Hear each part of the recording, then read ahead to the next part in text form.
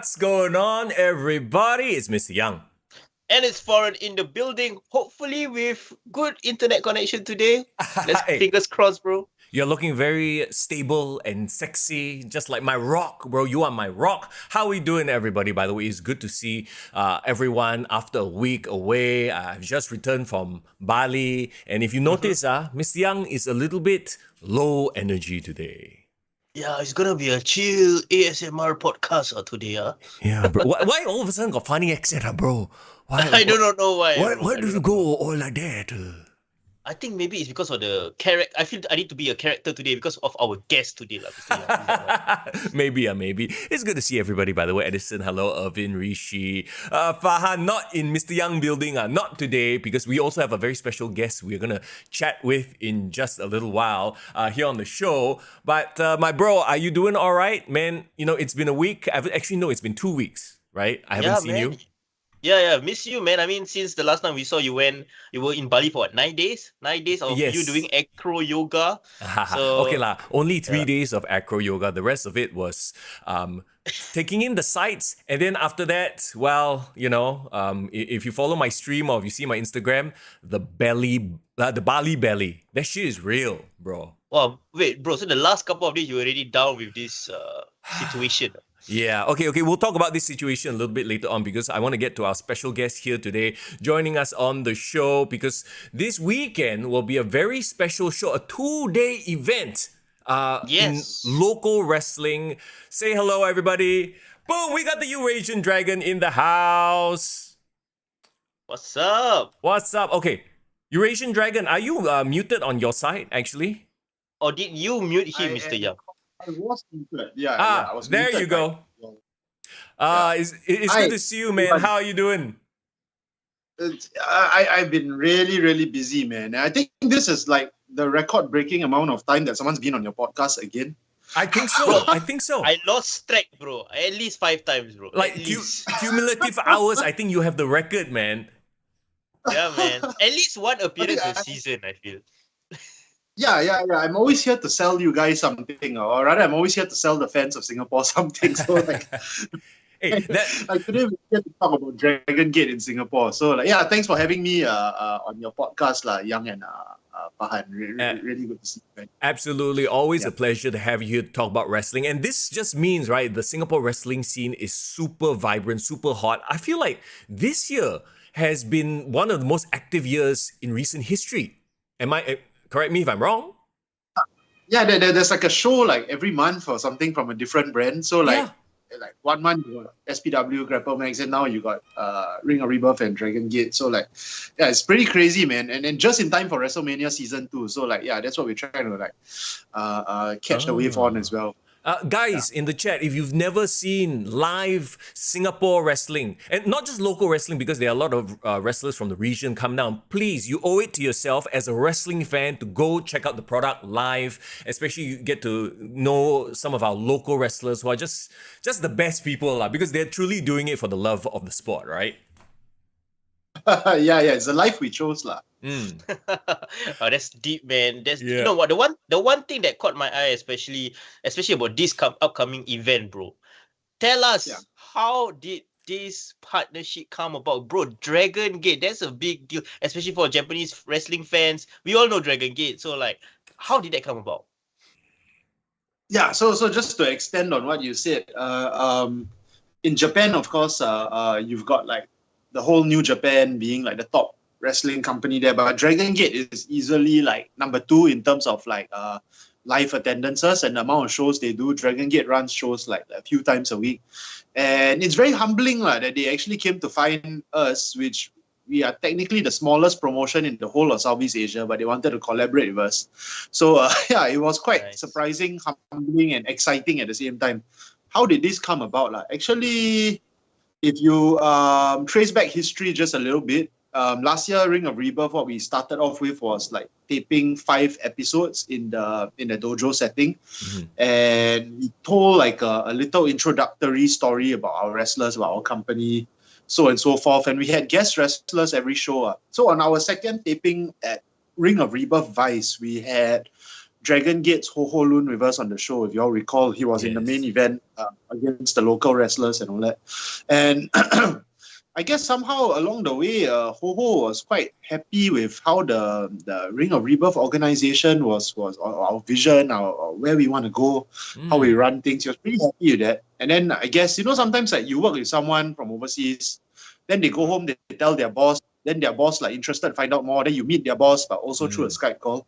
And then after that, the boss say, okay, let's do it lah. Let's do like this Dragongate coming to Singapore thing lah.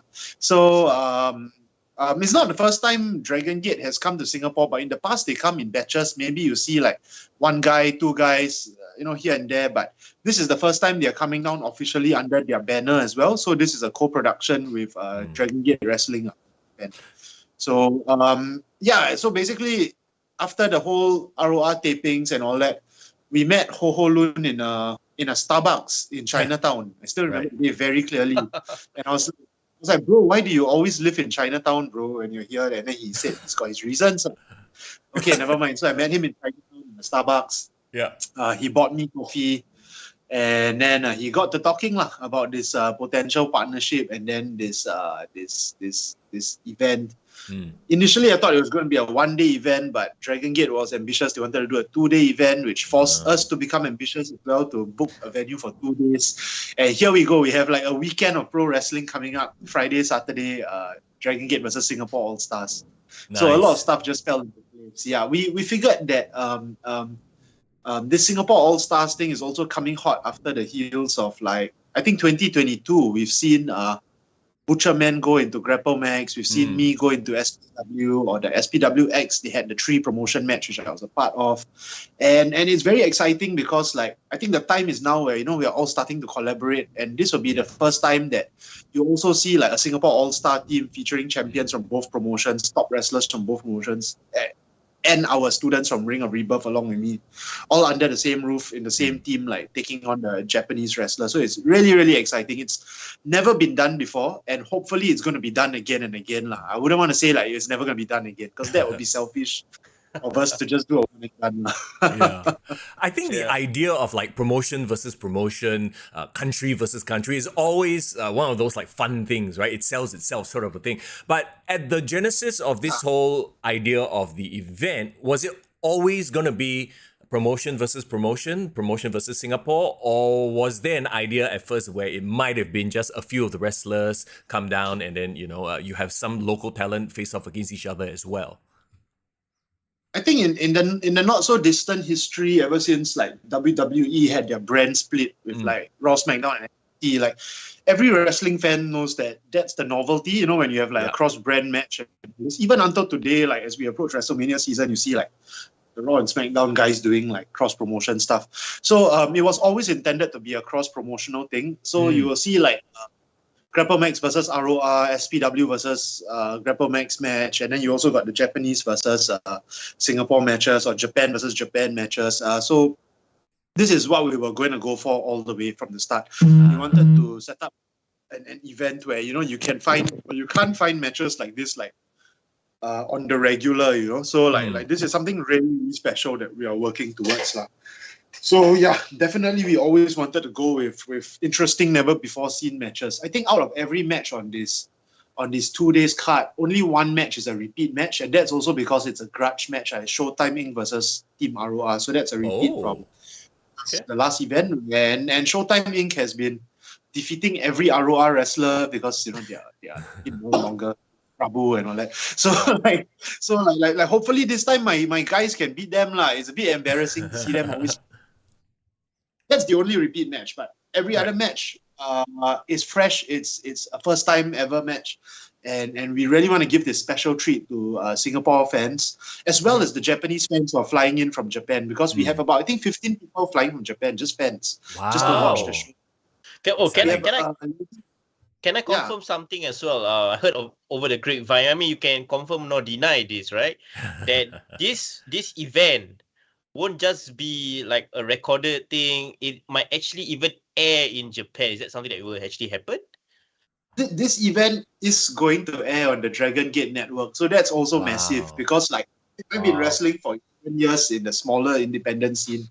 And even for me as a pro wrestler and as a promoter and as a coach, it's my first time wrestling on a streaming service. You know, like we always see like they got Impact Plus, WWE Network, Dragongate Network. So like it's really amazing that and I'm not just doing it alone. I'm doing it with people who I came up in the business with, like The Statement or like Big Dave or what have you not, as well as my students as well. So like it's really interesting. Like, I was just talking to my students the other day, like, hey, you guys have been in the business for like 1 year, and we are doing this together. Like someone who is 11 years, we are all going to appear on the Dragongate Network together. So yeah, how to watch this event in the event that you cannot make it on Friday and Saturday. Although I really hope all of you listening can come on Friday and Saturday.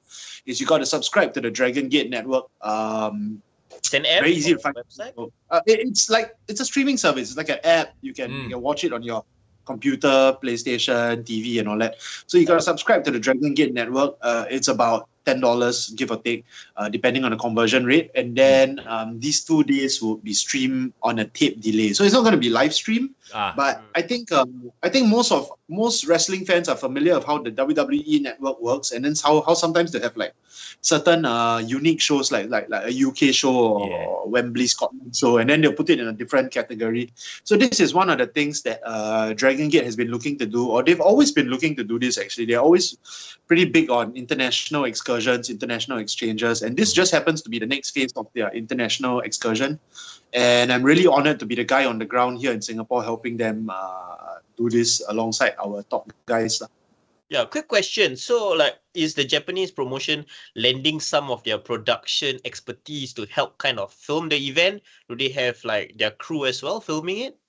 Right. So this is a very interesting question that you asked, because we all know wrestling is not just like about the matches bell to bell, but there's so much work that goes into it, especially in a young wrestling nation like Singapore, where it's still not mainstream and it's still an uphill struggle. So a lot of back and forth between me and Dragongate boss, and with Ho Ho Lun as our middleman and all that. So production-wise, no, they are outsourcing it to us, or they're outsourcing it to a local producer, a local production team. So, but the footage will be sent to them, and then they will distribute it on their channels.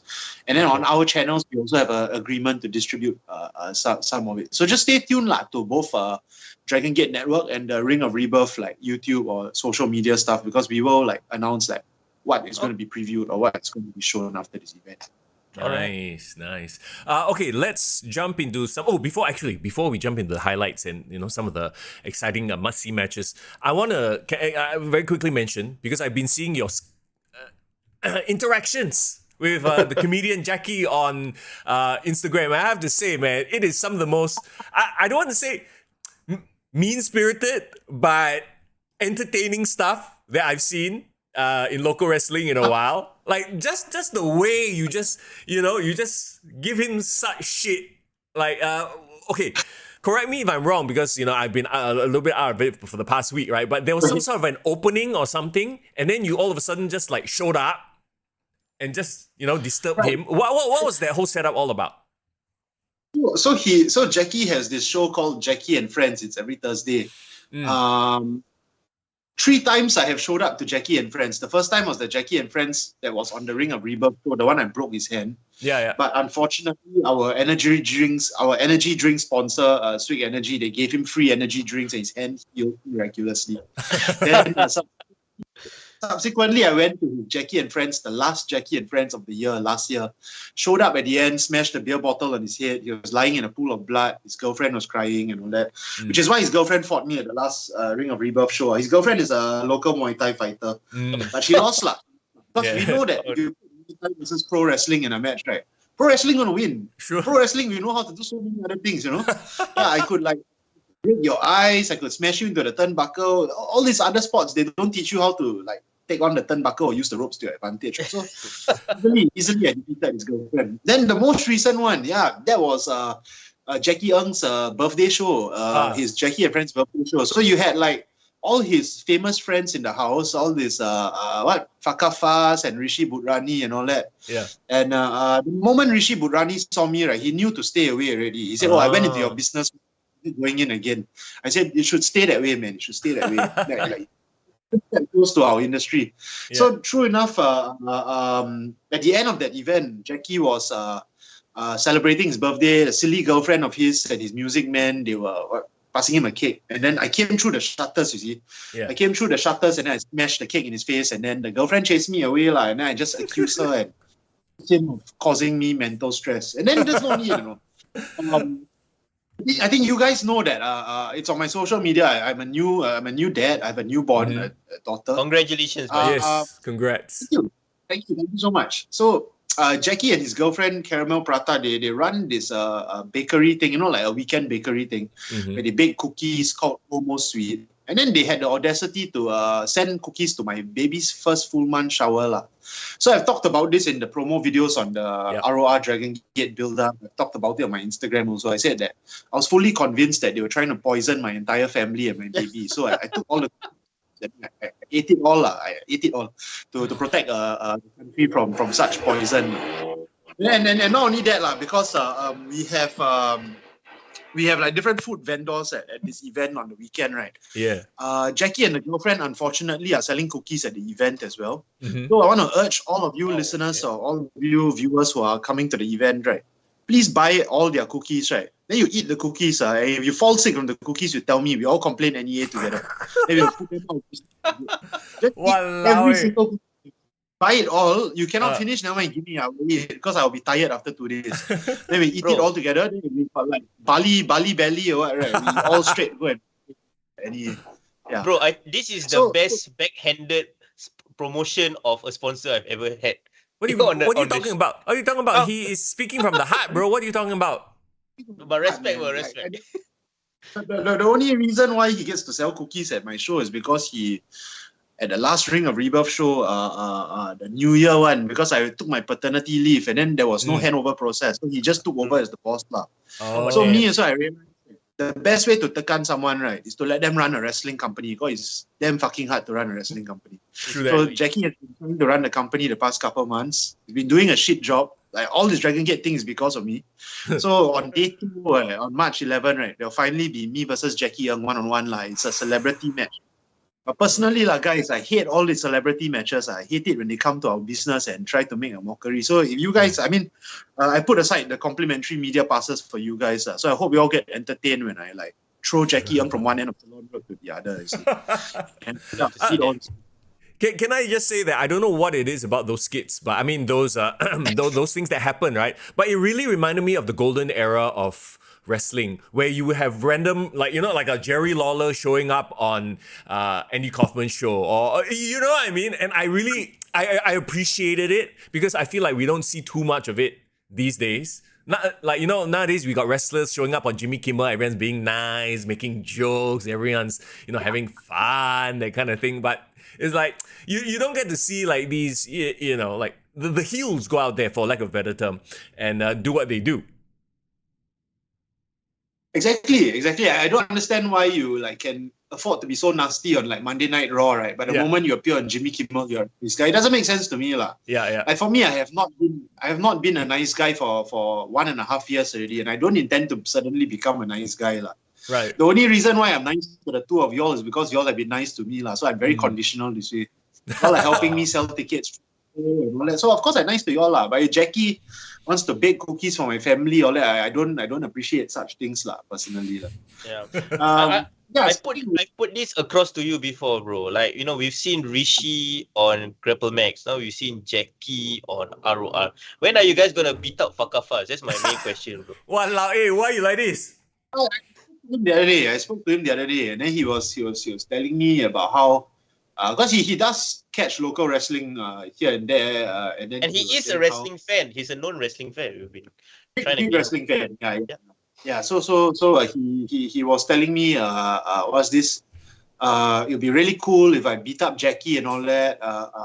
But just don't beat him up bad enough that he cannot record the More Better podcast, lah. Yeah. So I don't know whether I'm indebted to Faz as an old friend or what, but you see how it goes. If Faz is unhappy that I send Jackie to the More Better podcast in shambles, then he can always take it up with me. I know he trains in BJJ and all that. But like I said, pro wrestling against any other sport, right? Against football, BJJ, volleyball, basketball, what's this, the amateur wrestling, all that, we will confirm win one. Not pro wrestling, we got all these other smart ways of winning a match, right? Confirm win. BJJ, you can't counter a steel chair shot lah to the face. So. Cannot. When Sodic is not looking and I punch someone in the balls, right? How are they going to counter that? Like, yeah, guys, we know why it's like to hit the balls. Sure. You know, no crazy for this. So yeah, so that's the whole Jackie thing. That is one of the headline matches of day 2. Yeah. And then before we go back into the matches, I'll just quickly go over the vendors also.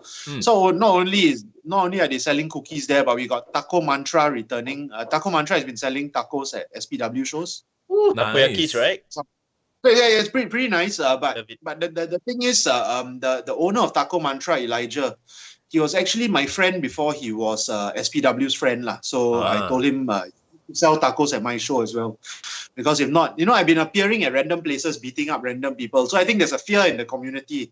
They never know where I'm going to pop up next and like attack you at your workplace. So Elijah's like, okay. And I was like, Elijah, you're going to pay this much for the rental to help my production costs. And he was like, okay, bro, I'm signing the agreement. So he's selling tacos, and then we're still in talks on getting in a drink supplier. Hopefully that's all settled soon, because if it doesn't settle soon, I'll get more headache. And we have a very special treat. We have Mr. Meha Singh, the local wrestling legend from the 1970s heyday of Singapore gay world wrestling. Wow. Meha Singh will be present at the event as well. He'll be selling old merchandise, old magazines from the 60s and 70s that cannot be found anymore. So I really, and it's not every day you get to talk to someone who was from that previous generation of pro wrestlers in Singapore, because I think there was a bit of a generational gap, especially between Meha's time and Andrew Tang's time. So this is a wonderful way to connect the generation. So that's all the vendors. I think we talked about the background of the event.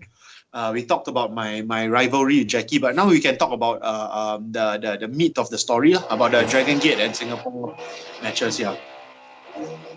All right. So let's talk about some of the big matches. What to you really stands out as from day 1, day 2? What really jumps out? So on day 2, right? Dragongate. Just to give an overview in case any of the viewers here are hearing about them for the first time or you haven't sought them out. It's a hybrid wrestling promotion. They have elements of not just Puroresu in Japan, but because they are one of the founding members, the Ultimo Dragon, he lives and trains in Mexico, right? So there is a lucha libre style as well.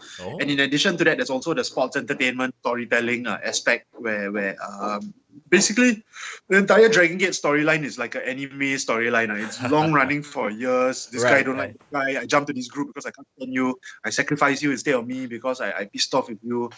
Or I don't want you to advance further than me, which is great. So there's a lot of drama to it, which is why like you want to get full access to that, go to the Dragongate network. Because if you go to Dragongate YouTube, you only get access to like opening matches per event or the first 2 matches. But apart from that, the big headline match on day 2, the big main event on day 2 is a never before seen in Singapore Dragongate trio style match. So just to share a little bit of a difference between the trios you see in American wrestling, which Singapore wrestling is a byproduct of, and the trios you see in Mexican wrestling, it's a lot more fast-paced in the Mexican lucha libre or the lucha resu style, because you don't need to tag, right? You don't need to tag when you go out of the ring. So imagine I throw you out of the ring, your partner can just come in and start fighting already. So this one guy dive out, right? Another guy can come in and then like start fighting. So it's a very different hybrid wrestling style, and this will be the main event of day 2. It features all 6 of the Dragongate wrestlers going against each other in a 6-man tag. So that's going to be really exciting for local fans to see. Then on day 2, another big match will be, for the first time ever, we have Big Dave having his second title defense. I think he defended against Wonder Boy recently at the Grapple match. So he's having his second title defense against Singapore's greatest delivery rider, Ahmad Arif. And it's quite funny because like even us as the promoters, when we were brokering this deal with Dragongate and Grapple Max, we were like, so who do we send to be the number 1 contender there? And then we were thinking between Urfi and Ahmad Arif, but then me and the other like partners, we were like, hey, Ahmad Arif a bit more big size lah. Maybe he can have a bit more chance against Big Dave, because right now we all know for a fact lah, nobody is beating Big Dave like yesterday, today, in the future. Because he's on a dominant role. Yeah. And then we look at our roster, so we see who is the one that can at least give him some like choke, some fight. Yeah. We thought Ahmad Arif.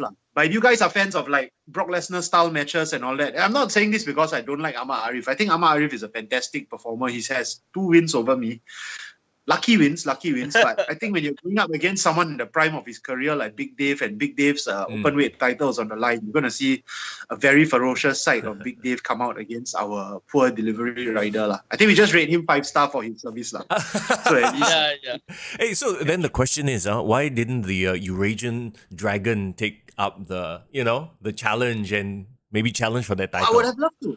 I would have loved to, but day 2 is the day I settle things with Jackie Ng. One-on-one with Jackie Ng.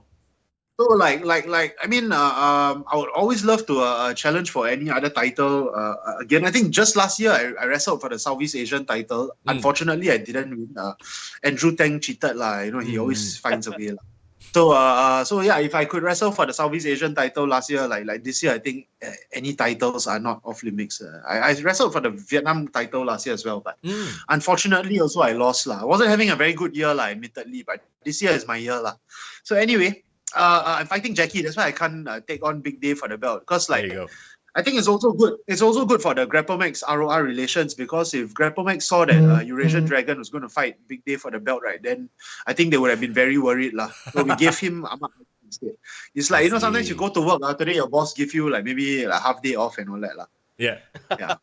Bro, we're still hoping. We're hoping for miracle. We're hoping Ahmad Arif does something, but man, I'm his coach also. I'm not really buying it. All the best, Ahmad Arif. Bro. Hey, poor guy, getting thrown under the bus on the podcast, Another great backhanded compliment. I know. But this time to your student. No, I got a quick question. It reminds me, because you're talking about challenging for titles, right? Of course, SPW has their Southeast Asian title, their Singapore title, and now GrappleMax just debuted their own title, openweight. Can we see ROR eventually having their own championship within your promotion? I mean, logically yes, but whether I want to introduce the title or not is another question, because running a wrestling promotion is a lot of mathematics, man. It's a lot of jigsaw puzzles. So if the narrative and the story and the production is going away as with the need for a title, then definitely. Right now, our roster is expanding, so definitely there is more credence to having a title. And our international friends, as well as our inter-promotional friends from the other 2 companies in Singapore, it's all widening. So yeah, we would eventually love to have a ROR title that people can fight for, that Ahmad Arif maybe stands a slightly better chance of winning. But same thing, I mean, if I am in the ROR title tournament, right, then very unfortunately that I'll carry on the trend of the promoter winning the belt as well. The odds will be in my favor. But let's get to that another time. Talking about matches, right? Right. Talking about champions, right? So I'm looking at the match card right now, and this one definitely caught my eye. It's a 6-man tag. I think this is for on day 1. You have 3 representatives from Dragongate versus... That's my match, Yeah, you're in this one, right? So Eurasian Dragon, Aiden Rex, and Big Dave. Wow. Yeah. Okay. Tell us a little bit about this one, because you have the 3, I guess, figureheads at this point of the 3 different Singapore promotions in one team. Yes. Can this even work? This is a bopian situation. When you are in school, you have to do group work, right? Then you always see which one is the best one to do work for you and all that. So very strategic, because if you look at the match card and you see Yuki Yoshioka, and you see Madoka Kikuta. The 2 of them just won Rey de Parias, which is the tag league, the World Tag League for Dragongate. They just won it a few days ago, and they are also currently the Dragongate Trios Tag Team Champions. So they are tag team specialists, the 2 of them. Ho Ho Lun, he's just there. But, I mean, Ho Ho Lun himself is in fear of his life when it comes to me. That's why he put himself with 2 strong guys and all that. And I've wrestled Ho Ho Lun many times over the 10 years. The wins and losses, usually he wins, but he always gets lucky. But the times he loses badly, man, badly. Right, I beat him in Philippines in front of Maria Ozawa before and all that. So that's another story. Yeah. Wait, That's who another is story. About that. guys? Who is that? I don't know who that is. Can you all explain? Because I'm very innocent boy. Bro, why are we skiving over this topic? Why is this Maria Ozawa watching a wrestling I was show? a guest star in a wrestling event in the Philippines where Ho Ho Lun and I were in the main event, and I won that main event too. And then I took a photo with Maria Ozawa after that. Is she some kind of actress or something? She's an actress. She's an actress. Ah. Yeah. Well-known idol. Have I seen any of her works? Do you reckon?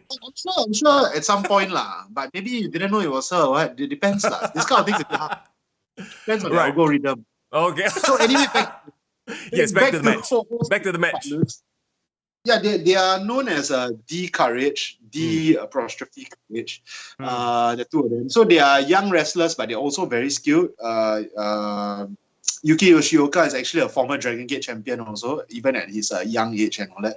So when Dragongate wanted to present this match against the Singapore champions, so of course they picked Aiden Rex, who is the SPW Southeast Asian champion. They picked Big Dave, who was the champion, and they picked me because I'm the closest thing to a champion Ring of Rebirth has now, unfortunately.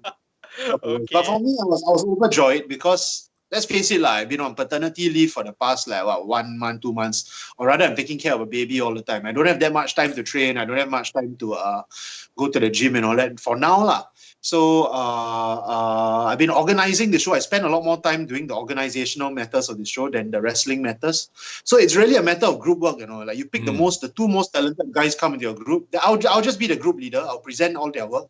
I'll take success as my own, and then the two of them will do all the hard work. Anyway, they're both soft-spoken, right? Not as if they can speak up for themselves. So after the match finishes, when we win, right, when we pin Ho Ho or any of the two tag team champions, right, I will celebrate the most, and then I'll also take the microphone and I will say that I can go after any tag team championship in the region, because if I can beat the Dragongate tag team champions, right, mathematically I can fight for any tag team championship anywhere. So this is what I'm gonna do on day one lah, aiming to win the match and then become a tag team specialist again. All right, amazing, man, amazing. I wanted to ask you as well, can you share with us some of the cross promotional matches between the local stars and the Japanese wrestlers? Which one is the one that the fans should be most excited about? Talk to me about Urfi's match and DJ Carl, all those matches. So DJ Carl is going up against one of the uncles of Dragongate Susumu Mochizuki. So Susumu Mochizuki has been wrestling since the time, I don't know, man, since before I got pubic hair, I think he wrestling. So if I didn't have pubic hair, DJ Carl confirmed didn't have pubic hair, because DJ Carl younger than me, a year or two. So this guy has been around. He's wrestled around the world, Mexico, America. He's wrestled all the greats from Dragongate, those that have passed on, not passed on dead, but have moved on to bigger and better things and all that. So it's interesting because I think in my eyes, DJ Carl is a future great of Singapore. At least that's how I see it. I've worked with him on Ring of Rebirth shows. I've seen his quality. But sometimes, in order to be a future great, to reach that status, right, you need to go through people who are already great. Yeah. So it's one of those cases where you sabo your friends they'll ask, okay, who want to play football against the top scorer in the school? Then you just say, oh, this guy, that kind of thing. The fella got talent. He can somehow take it, but he gonna cannot whack also. So DJ Carl messaged me the other day. He said he very scared. I said, what are you scared of, bro? You already won the Marina Bay Slam and all that. He said, no, Japanese wrestler, all very scary. I said, then deal with it lah. Your promotion is a Japanese style promotion, right? Yeah. So I think DJ Carl is going to try his best, but I also think for fun, right, we're going to see Susumu Mochizuki really whip him around, man. Whip his hair back and forth. He's a DJ, right? They play his kind of music. And the crazy thing is, that is his first night. Second night, he's going up against the Statement, Andrew Tang.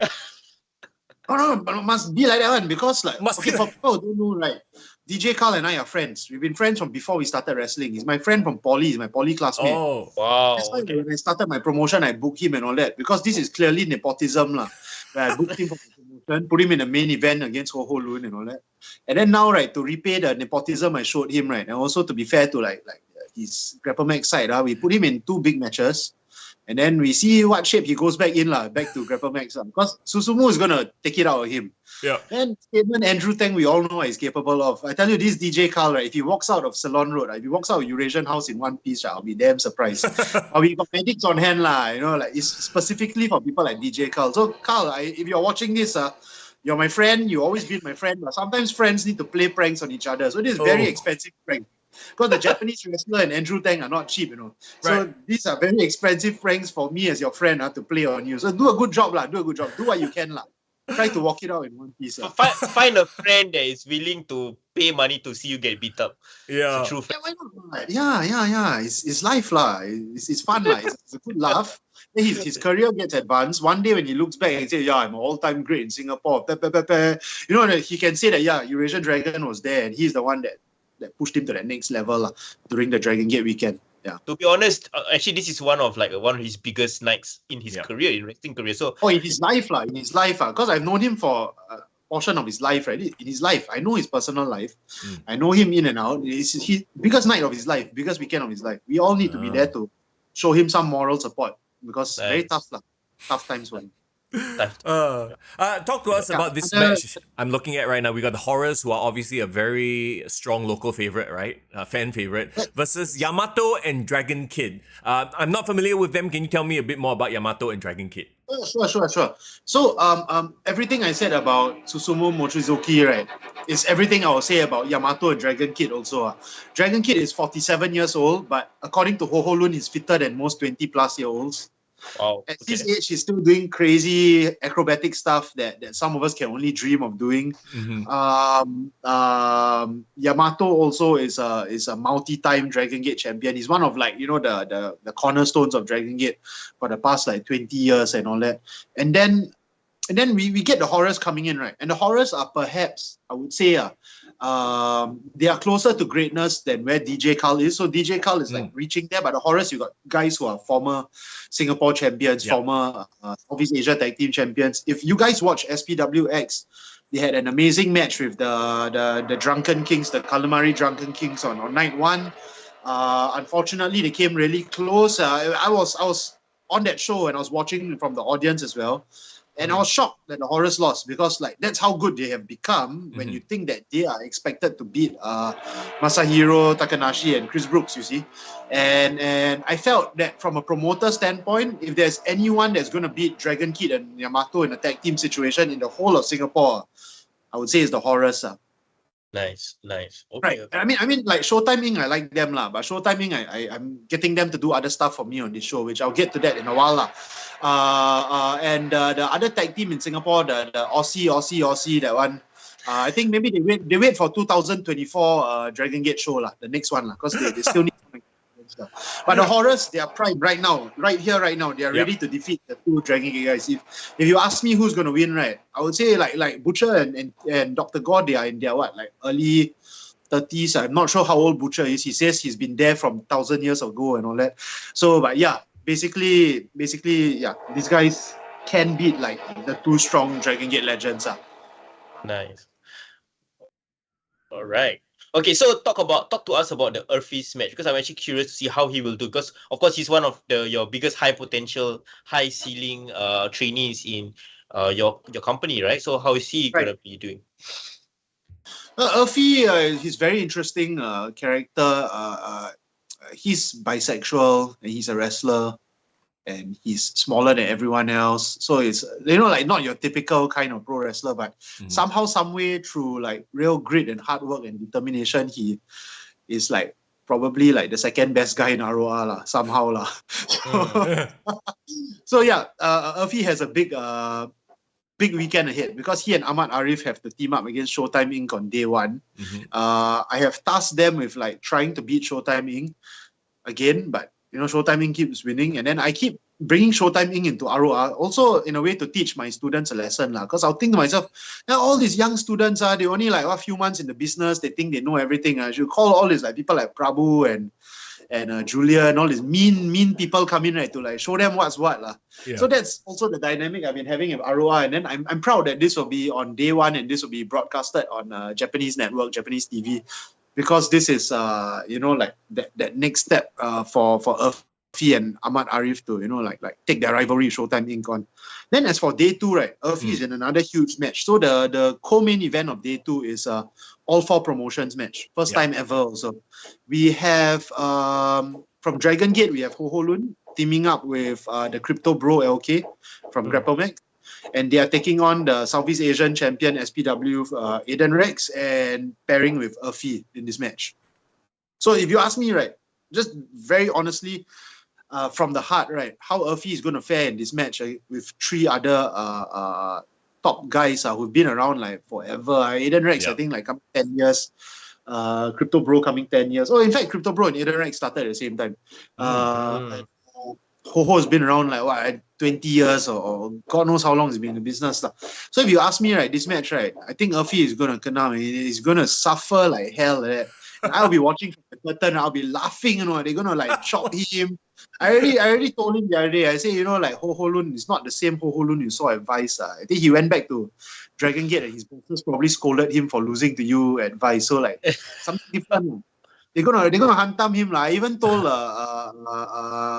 told like Crypto Bro also. I say, you and me friends long times. We are both coaches. I need you to coach my student in this match. Just take him to school. Oh boy. So the ROR guys on the show really, right, they are there really to wallop by all this experience. So that when they come back to ROR, right, they will have like this tougher mentality, and then they will like help the next generation. Yeah. After that, it's a paternal instinct Now I'm a dad, so I think like that. The best way to discipline the foster children, the ROR children, right? Really, you send them to the Brotherhood of Evil Mutants. You just as someone who's been in the ring with Crypto Bro, he nice to you.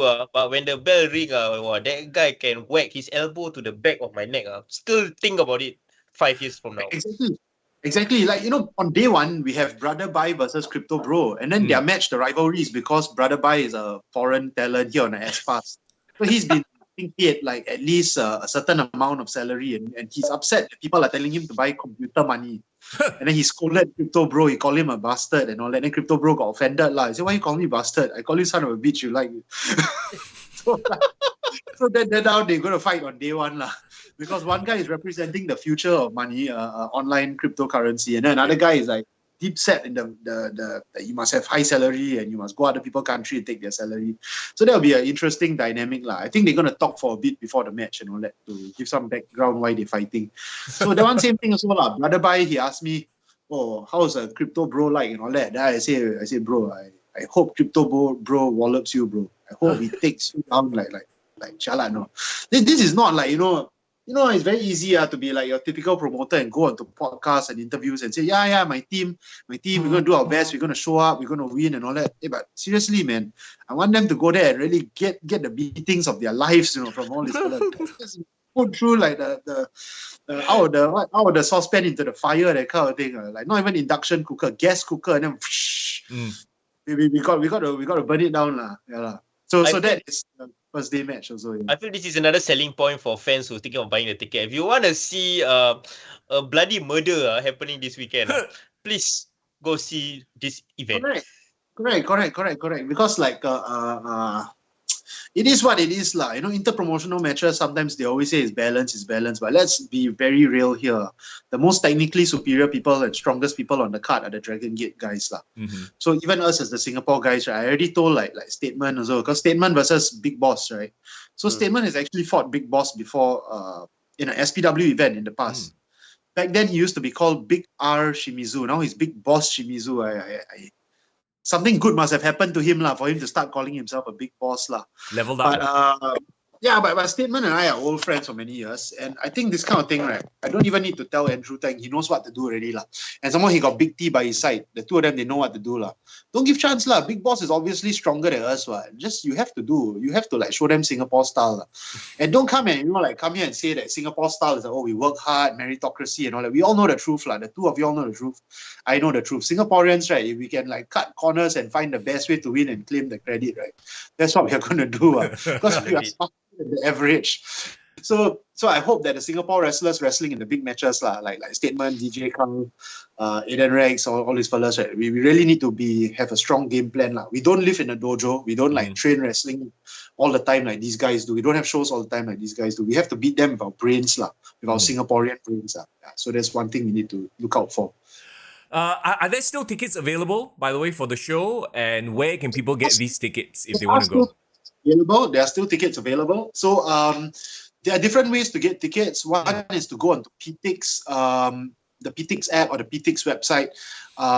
It's Dragongate Day 1 on PTix and Dragongate Day 2 on PTix. Two separate events that we put up on PTix. But this is Singapore wrestling, and everyone knows that in Singapore wrestling it's very easy to get tickets. You can always message the promoter. You can message me on @Eurasian Dragon Instagram, or you can message Ring of Rebirth @Ring of Rebirth on Instagram, or you can also message any of the Singaporean wrestlers on the card. If your friend, if you also went to school with DJ Carl like I did, then go message DJ Carl. If you are Earthy's boyfriend or something like that, you want to come and see your ex-boyfriend get whacked, then you message your ex and come and watch him. If you are someone that was food delivered to you by Ahmad Arif, message Ahmad Arif. Saying iyak or message the statement, this kind of things. Or if you spend a lot of time at restaurants with Big T, then find Big T. This way is you can find any of the local wrestlers. It's very accessible. The local wrestlers have been helping to move tickets to their friends as well. So still got some tickets for both days. I think because this is something that is pretty new for local fans, and Dragongate is not established here in Singapore yet. So a lot of fans are still on the fence whether or not to come. So I have basically been hard selling tickets the past 2 months of my life, just like telling people, you must come and watch Ring of Rebirth. Why you must come and watch? Because all the Singapore All Stars will be there, and the Dragongate will also be there, and then like this and that, and then like the same stuff I've been talking to you guys about. I've just been talking about this for the past 2 months. So hopefully, if y'all are watching the stream and you haven't gotten tickets yet, I know quite a few of you watching the stream have actually gotten tickets. So thank you for that. Really, really honored by your support. But I think we need even more support. So go and tell your friends, tell your families, tell people you like, tell people you don't like also. Just come on in. And don't forget also buy all the beer from the beer retailer. Eat as many tacos as you want. And when it comes to the cookies, right, buy all the cookies. Eat everything. Then we launch a complaint together. Okay. There you go. Bro, I can't wait for this weekend. I think it's going to be so much fun. And once again, like I keep saying, but it's so true, right? Like local wrestling is the best it's been in a long time, and I'm excited for it. I can't wait. Bro, do you want to say anything before we, let you go? Yeah, we just got featured on Pro Wrestling Insider. Oh, okay. Pro Wrestling Illustrated. Sorry, Pro Wrestling. Oh wow, really? Wow. I don't think I'm not sure if a Singapore company has ever been featured on Pro Wrestling Illustrated. But then again, it's because of the Dragongate partnership so we give credit where credit is due. So that story was just uploaded just before I came onto this podcast. So I was actually wondering about do I market the fact that we got an article on the website or in their magazine first, or do I talk to you first? But of course, talk to you first, more important. So we got featured there. If you want a bit more backstory over what's been happening in Ring of Rebirth, you go to YouTube, you just type in Ring of Rebirth, watch our stuff. The 5 episodes that were aired last year and early this year, that's basically a primer as to who our characters are. Of course, if you are gearing up for All-Star Singapore show, don't forget to also go to Singapore Pro Wrestling and Grapple Max on their social media, their YouTube, catch some of their matches, see what their guys are up to and all that. So at least you have a bit of a primer as to what to expect against for this weekend, what you're going to see represent Singapore against the Japanese top guys. And then, of course, Dragongate, their YouTube has free-to-air stuff. But if you want a more comprehensive look at Dragongate, you go into the Dragongate network and subscribe.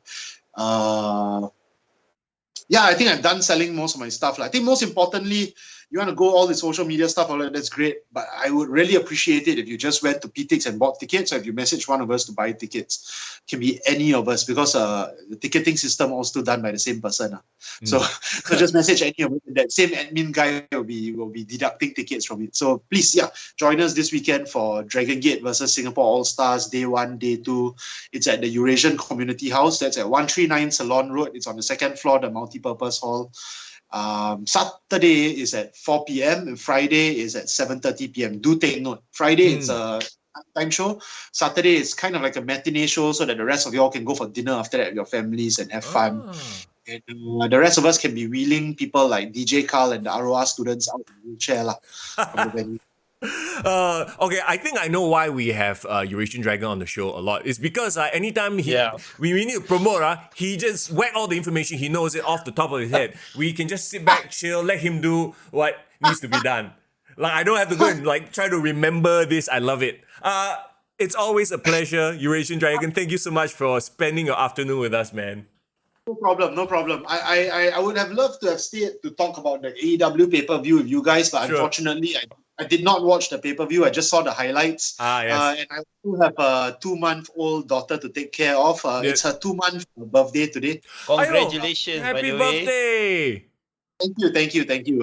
So the best way to say happy birthday to my daughter is by buying tickets to the show, because I obviously, as the boss, am getting a cut of the ticket money. Yeah. So if you buy tickets to the show, you are also buying a present for my daughter. You're paying for milk powder, you're paying for diapers and all that. So please buy tickets to the show so that Dragongate will keep coming back, Singapore All-Stars will keep forming and having all these dream matches, and most importantly, so that a young baby can survive in this world.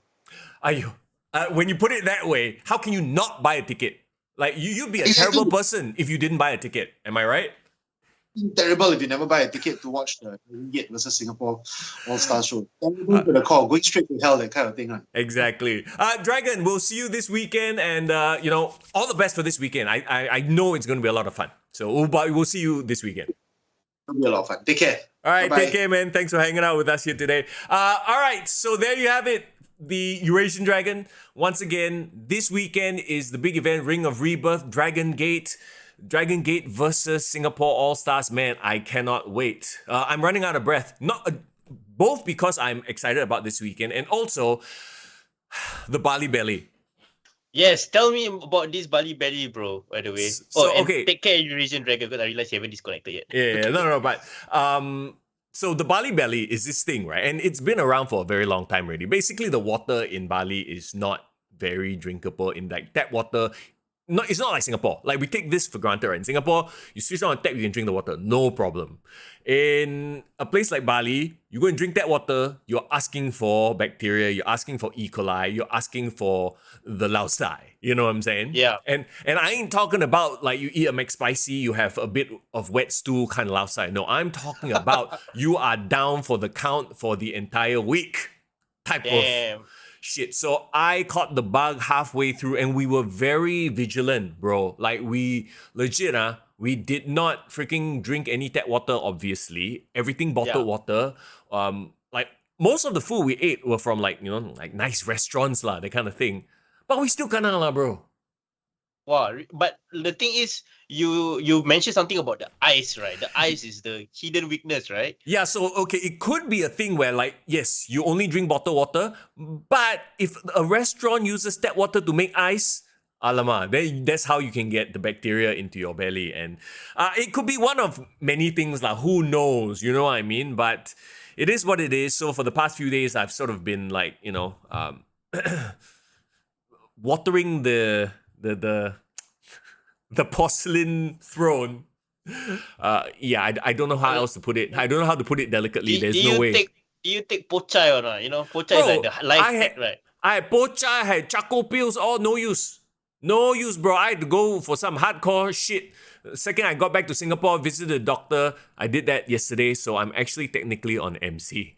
And that's why I'm super short of breath when I even just talk, which is kind of crazy if you consider like you guys know us by now, right? Like, you watch always the podcast. High energy, Mr. Young. Yeah, like I got the high energy, but now like I talk for a bit only, I'm like, I gotta catch my breath, bro. I gotta catch my breath. So it is what it is. Anyway, once again, everybody, thanks for hanging out here. So we just had the Eurasian Dragon. We're chatting to him about this weekend's local wrestling. But now let's get to the review of AEW. And actually the past 2 weeks, because there's a lot of stuff to catch up on. Just off the top of my head, the rumor is that Vince McMahon was the one who made the call for Brock to face Omos. Did I hear that rumor correct? It has been reported as true. It's been reported as not that he was the one that recommended him or booked the event, but I think Brock was given like a list of potential opponents, and chief among that number one was Bray Wyatt, and apparently he turned that down. You know, right? Well, I wonder why. Remember when Bray Wyatt first came back and we were like, ooh, remember the match he had with John Cena? It was so avant-garde. And I feel like some people, while very talented, you need to sort of, sit down and tell them sometimes your shit doesn't work. Sometimes your shit is too out there. And I feel like Bray has crossed that line of this might just be overdoing it. And, I don't know. I tried to think back to like when we used to watch The Undertaker, and some of the stuff that he did was a little bit out there, right? Correct. But at no point did I go, the fuck is this? Maybe, the only time I can think of me watching something on wrestling and going, what the fuck? It's like, for example, like I don't know if you're old enough to remember when Ultimate Warrior started having goo coming out of his head. He had a feud with Jake the Snake. I remember he with Papa Shango, but I don't know whether it's the same. Yeah, Papa Shango. Yeah. I think it was on the Snake Pit where Papa Shango cursed him, and then like black tar started, falling out of his head and stuff like that. Yeah. So you lose a bit of your imagination. Like you can't really it's too far-fetched lah. Yeah.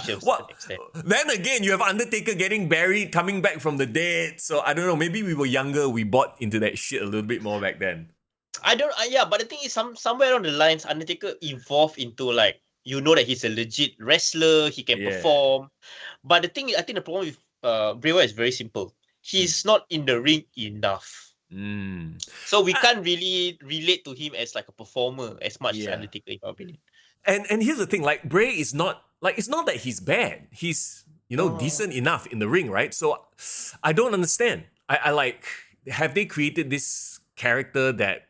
But see, the thing is, Undertaker also had that undestroyable, indestructible vibe for many, many years. What? So how come that worked but not Bray? Because you had him lose too many times? Yeah, but maybe the thing about Bray is he trusts the audience too much to go along with the story, but he hasn't rewarded his audiences for following along. The only time he did was White Rabbit. Oh, right. And even then, you know what I mean? And a lot of the conversation on our Discord has been about where is this going? What is he doing? This Uncle Howdy thing and all this is dragged on so long to a point where it's it's no longer suspense. It's get this over with. I don't care anymore, right? Yeah, correct.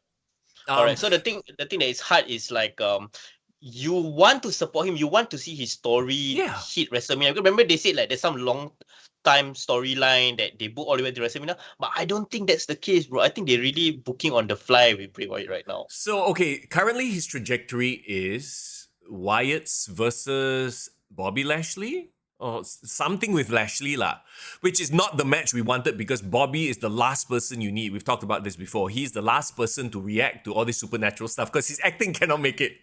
Yes, correct. So, we have that. And then we have Brock versus Omos. I get it. Brock didn't want to do all the supernatural bullshit. Even though remember we said him reacting to all this supernatural bullshit might actually be very funny. But I guess he was like, fuck it lah, I don't want to do all this bullshit. I'll just give me Omos. And honestly, is there even a point of Brock putting over Omos? No, it's just going to be a WrestleMania spectacle. I think that's the whole point of it, right? Yeah, okay, but at least, with someone like Lashley versus Brock, or Braun versus Brock, any of the other big men versus Brock, at least you know that big man can wrestle, can look good selling and doing the thing.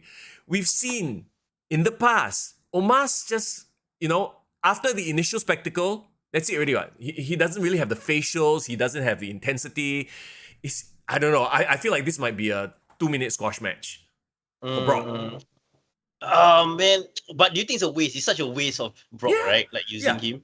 You have this contract. Okay, you have one more match. Come on, let's put him up against somebody. Fucking have him go up against one of your up and comers or something. Write some storyline along those lines. No, it's Omos. All right. So I don't know, man. I don't know. Rishi says that Undertaker's unbeatable aura was really in the later years when he was a bona fide main eventer. Right now, Bray is just treading water. Actually, if you remember Undertaker's history, he started out as the unbeatable zombie. Literally nobody could beat him. Then he shockingly beat Hulk Hogan, well, with the help of Ric Flair. I don't know if you remember the tombstone onto the chair. God, yeah. I remember buying a DVD of the history of Undertaker. That was in 2007, and that was the first match. Yeah. First match I remember very clearly. No, but see, Undertaker was presented as unbeatable from the start. Bray has lost, has won, has lost, has won. He was invincible, then got set on fire, then sometimes can beat some. Like, I think the problem is inconsistency more than anything. Yes. Correct. So, how do you present somebody as beatable or like unbeatable when he loses all the big matches? Yeah. Right? And then versus other people, versus some people, wow, you can kill him with fire or he still come back. But then versus some people, he lose very fast. It doesn't make any sense. Yeah, and he can't bring back Firefly Flying Hawk because he's stale at this point. So like those things we don't really care about. We wanted something new, right? So I thought Uncle Howdy was new. There's gonna be some intrigue. But again, now Uncle Howdy is just like his best friend wrestling for him. So a bit tough lah, yeah. Oh, Irvin brings up a very interesting point. And also, Jason, what's up? Thanks for joining the podcast. Irvin says, I have a feeling Brock wants out so he can face John Jones in the UFC.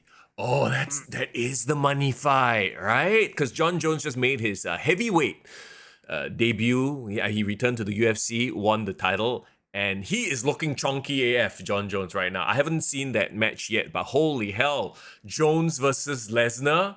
Are you Yeah, that would be a huge money match. Dana is... But then again, can Brock pass USADA or not? That's another story, bro. How long ago was that where he came back and then he kena fired again? I can't remember already lah. But he also had the issue with the diverticulitis. So I don't know if he is in fight shape. But yeah, like for the paycheck, screw it lah. Just do it for the paycheck, right? I'm sure Dana will pay for that. So there you go. Even Tovakin says he's tired of Bray stuff. So yeah, there's definitely a ceiling to Bray stuff.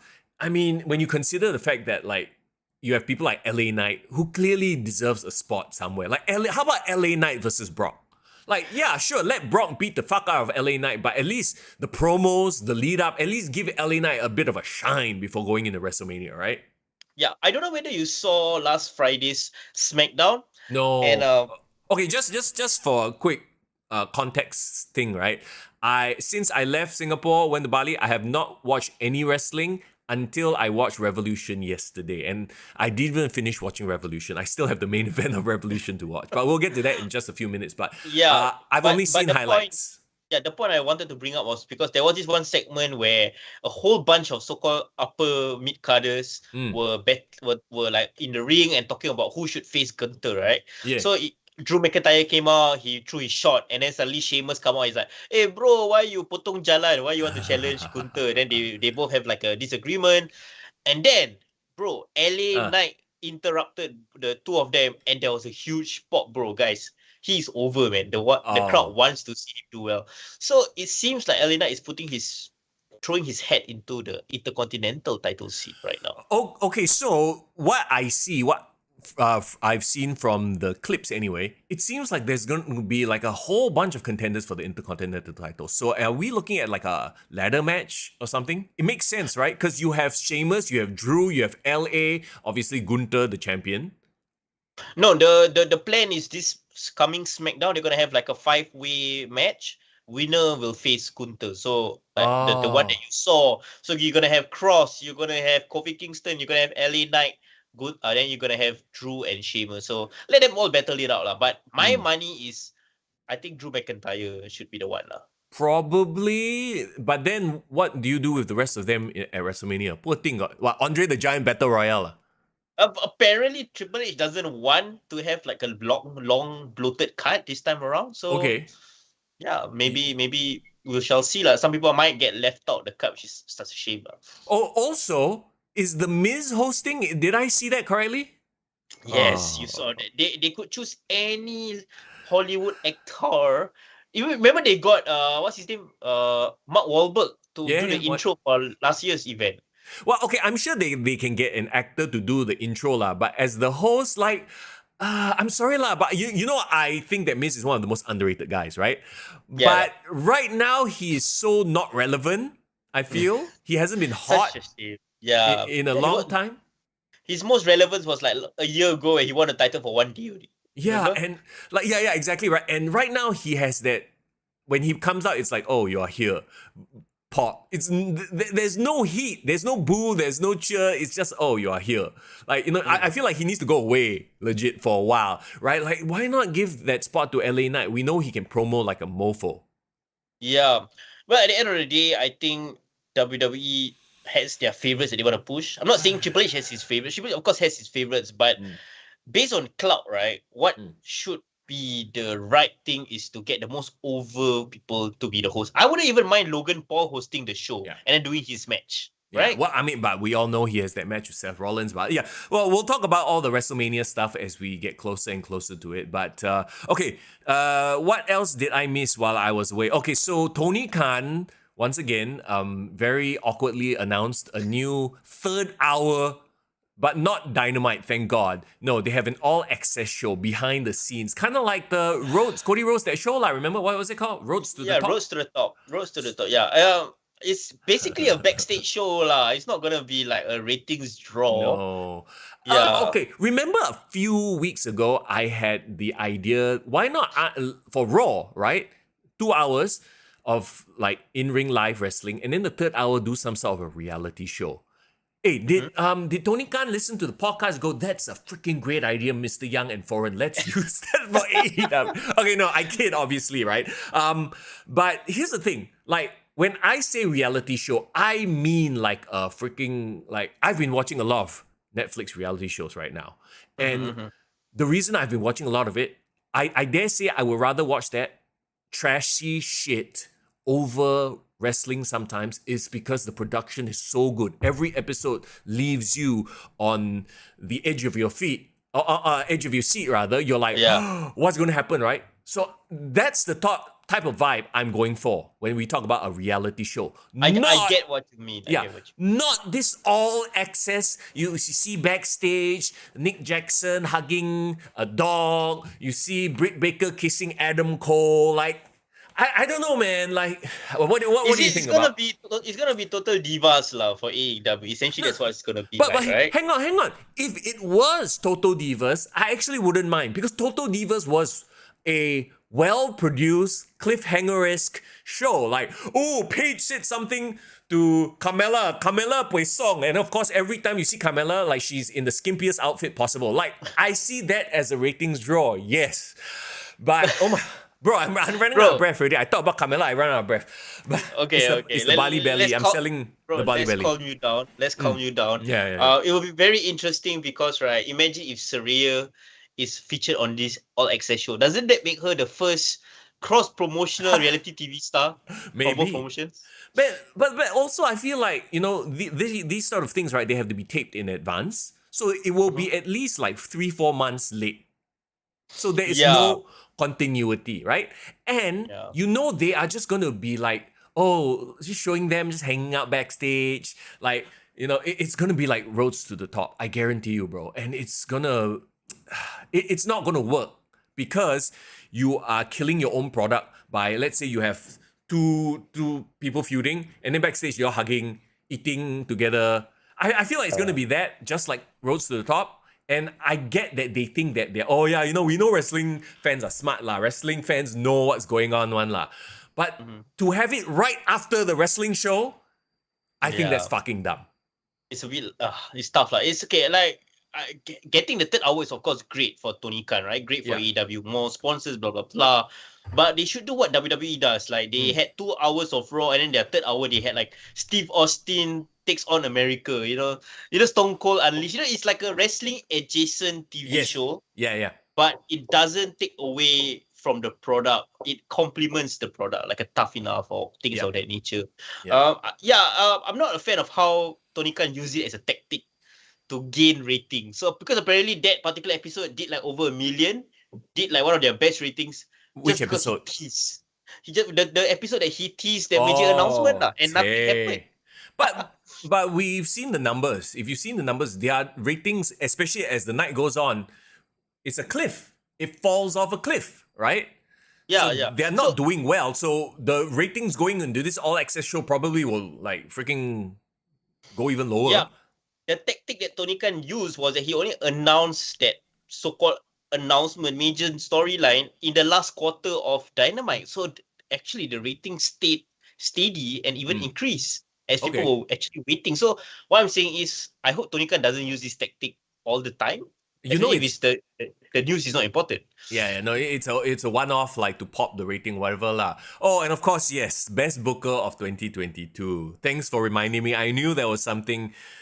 Like, guys, I have the Bali belly, so I'm not even gonna spend energy on this. We all, even the most diehard AEW fan, can say that this is a little bit biased, right? Really, the booking. You know what? I'm not even gonna say anything. I think the fans have spoken themselves. We've spent too many hours on this podcast talking about it. About Tony Khan, whether he deserves it or not. But you know what's funniest about this particular award nomination this year around? What's that? Bro, Dave Meltzer even had to comment in his own newsletter. He had to put a blurb underneath it that he himself disagrees with the vote. So, I mean, hey, you know, he's been serving the Kool-Aid for so many years. He's created a monster. Yeah, I think he realized Tony Khan don't want to be his friend anymore. He's like, fuck this guy, I'm gonna talk shit about him now. But then the Kool-Aid that he's, you know, fed to all his fans, his, you know, readers, and they've totally bought it hook, line, and sinker. Okay, so that aside, I want to say that, you know, like I said, I haven't been watching wrestling for at least almost 2 weeks already, right? Yes. And this, I don't know, maybe you want to consider this a Mr. Young face turn, but I feel like I've found the way to truly enjoy an AEW pay-per-view. Okay. Don't watch the weekly product. I've completely stopped watching Rampage because it is a useless show. It's a literal waste of my time, right? I would rather be watching Netflix or just sleeping. I didn't watch Dynamite for 2 weeks. Going into Revolution, I was like, okay, like you just give me the promo packages. I can try to go along with the storyline. And then, of course, I see on social media, there was this clip of Action Andretti doing some fucking crazy thing on a ladder was it on a Dynamite? Yeah, it was on a Dynamite, yeah. Again, I've beat this point to death. I beat this horse to death. But my God, if every day you are having Wagyu steak, very soon, rice is actually going to taste better than Wagyu steak. You know what I mean? Like, and you have jobbers, literal nobodies killing themselves on TV to a point where when your main eventers do it, it doesn't matter anymore. So I think that was, okay, my biggest problem with Revolution was exactly that. It's the same problem they've had from day one. It's like playing a game, playing GTA on cheat mode. Everything can do. Your character can fly, infinite amount of money and ammo. At the end of the day, you're not going to appreciate what you have and don't have, right? Yeah. My main issue is that they chose Andretti to do it. And he's not experienced enough. Maybe he can do it, but why you want to trust like a rookie? Like, can you imagine John Cena 2002 doing a huge ass Money in the Bank ladder spot? No, but here's the thing. He, let's say he's done it 10 million times on the indies and he can, right? This would be the same as having Takamichi, no disrespect. It would be the same as having Taka or Spike Dudley doing this on a Raw. Why are you taking the shine away from your Steve Austin, your Rock? You know, that makes no sense to me. Tony Khan needs to stop being that guy that, okay, everybody can do whatever you want. Just do. It takes away the focus, the shine from your true main eventers. He should stop booking like a mug. I think that's the problem with him. He likes to book things that, if you play GM mode, we want to have the best. We're going to have Hell in a Cell every single week, bro. Yeah, right? Bro. But if you actually watch Hell in a Cell every week, you will get so tired of Hell in a Cell, you'll be like, I'm praying for a normal match, please. And to me, that was my vibe going into Revolution. And we will get to it. But do you want to bring up anything before we jump into Revolution? Not really. I mean, the Bloodline is going along really, really well. We won't jump back into WWE lah, because we'll have a lot of time to speak of the WWE stuff in the next couple of weeks leading up to WrestleMania. but- you know. But just one point about like how I feel like AEW should be using this time to take advantage, trying to take viewers away from WWE, because Road to WrestleMania, right, means even the lapsed fans are watching back wrestling right now to find out what's going on. They have an opportunity to get people to talk about their product, but they are not taking advantage of it. That's the problem. No, because they are not creating compelling storylines. They are just doing crazy shit. But all right, here we go then. Let's go to Revolution. The first match that I watched, I didn't watch the pre-match, obviously. Ricky Starks versus Chris Jericho. Oh, by the way, I see a theme in this entire card. I don't know if it's a me thing. Tell me once we finished everything if you saw the theme as well, right? But Ricky Starks, Chris Jericho, JAS banned from ringside. I mean, the lead up, we've talked about it before lah. It was like, right? It wasn't a bad match by any stretch of the imagination, but Ricky Starks finally gets the comeuppance, gets the win, you know? What did you think? They had a hotter match on the first Dynamite of the year lah. That was when the rivalry hasn't peaked yet. Yep. It still felt fresh, and Ricky Starks just came off that great like one-off feud with MJF, which I thought was such a way they didn't build on that. Here, it feels like the rivalry should have ended three weeks ago. You know, it feels like a epilogue. So I'm happy, you know, Ricky Starks can finally move forward past Chris Jericho. But bro, I think Chris Jericho should be where he is right now. Opening match, starting out the card on AEW. I don't think he should be higher right now. Getting people to sing along to his music just to pop the crowd, I was just about to say, you know, at this point, it feels like every JAS, every Chris Jericho feud goes on too long, which is sad for me to say. Yeah, Chris Jericho he doesn't know when to say no lah, or like when to end the feud. I think that's his bigger problem, because he likes to overindulge himself, which we all agree, as great as he is, he's those kind of artists that can't be left to their own devices. Yeah, he needs a little like, okay, no, we'll just end it here. You did well already. You peaked already. Let's not drag this out, right? No, exactly. Ricky Starks gets the win over Chris Jericho. Then you have Jungle Boy Jack Perry versus Christian Cage in... talking about another feud that should have, like... What happened? Did Luchasaurus like leave the company or something? Is he injured? Like I don't actually, you know what? I don't know and I don't care, because not having seen him for a while was probably a good thing. Yeah, I'm happy he's not involved. But then so correct me if I'm wrong. Christian Cage comes back, you know, his hand in the sling and everything, attacked Jack Perry. We did a TikTok about it with the spray and everything, and I'm sure they just went back and forth, and then so this is the payoff lah. Yes, correct. The issue is not the fact that they took so long to pay it off. I mean, we understand the circumstances. Injury. Yeah. Christian got injured and stuff like that. But I feel like they tried to heat it back up very, very fast and suddenly go into final burial match. Yeah. Right? I feel like they should have just done a normal match, and if they wanted to end it with a concerto, I think it's the same thing. But they needed to up the drama and make it dramatic and make it theatrical by having, for some reason, Jungle Boy trying to do an Undertaker. So, because, you didn't watch the last couple of weeks of Dynamite, right? Yeah. He did a promo where he was digging Christian Cage's grave. Like, he was literally at the graveyard and digging, and like, Undertaker promo lah. Undertaker digging graves. Right? No, sure. The Undertaker digging a grave, that makes sense. Why does Jungle Boy Jack Perry digging a grave make any sense? Like, he's... Like, I don't understand. Like...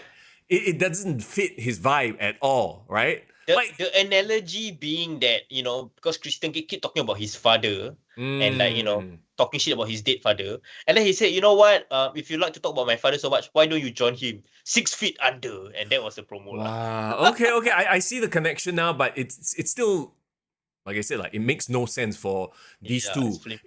Because... and another thing is because their feud originally was already convoluted AF. Remember, with the Luchasaurus flipping back and forth, and then now Luchasaurus is not even a part of this feud anymore. So it feels like, and part of it was because of injury, but it feels like a reheated. It's like when you go and buy a delicious meal and you eat half of it, but then you keep the other half, and put it in the fridge for a few days and you reheat it, somehow it just is not the same anymore. Yeah. It's not the same way that, like, at least Cody Rhodes and Seth Rollins managed to wrap up their feud before his injury. Yeah. Yeah, but I'm ready to move on. I think Christian Cage, the only thing I love about it is the fact that he could wear his freaking turtleneck and wrestle in it. I think that was quite funny. That's a cute move. He cut the sleeves off the turtle. Yeah, that was very funny. But also, this is the other problem I had with this match. Going back to the fact that Tony Khan is overindulging.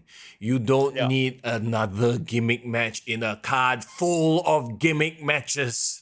Yeah, like exactly. I know. Rishi said long time never see casket matches already, but I was like, it doesn't help the rest of the card, right? Yeah. This is not a top tier feud. This is a lower mid card tier feud at best. Why are you watering down the matches to come, knowing you have a Texas death match, you have an hour-long Iron match, which everybody bled, where you have, well, the Young Bucks, because whenever you have a Young Bucks, you have furniture, Yeah, it's so tough. But one thing I did have to say that I did like the ending of this match. I think after the concerto and when Jungle Boy threw Christian Cage into the casket, is it just me or do you laugh as well when the casket the thing closed and it drop inside?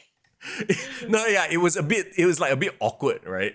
Yeah, a bit dramatic. But I got a good chuckle out of that. So let's all move on, I guess. So like the Chris Jericho, Ricky Starks feud, it was good while it lasted. I think it's time for everyone to move on. Yeah, okay, and we move on to a 6-man tag team match for the AEW World Trios Championship. Not gonna lie, I zoned out. It was, call it the Bali Belly or call it the Young Bucks, probably because of the Young Bucks. I mean, look, there's no doubt like Malachi Black and Buddy Matthews, they can hang, right? Like we've seen them in high profile matches on NXT, stuff like that. We know they can go. But this and their intro and everything, like love it, right? It looks good, like they look freaking amazing. But it's the Elite, the Elite are gonna have the Elite type of match. Yeah.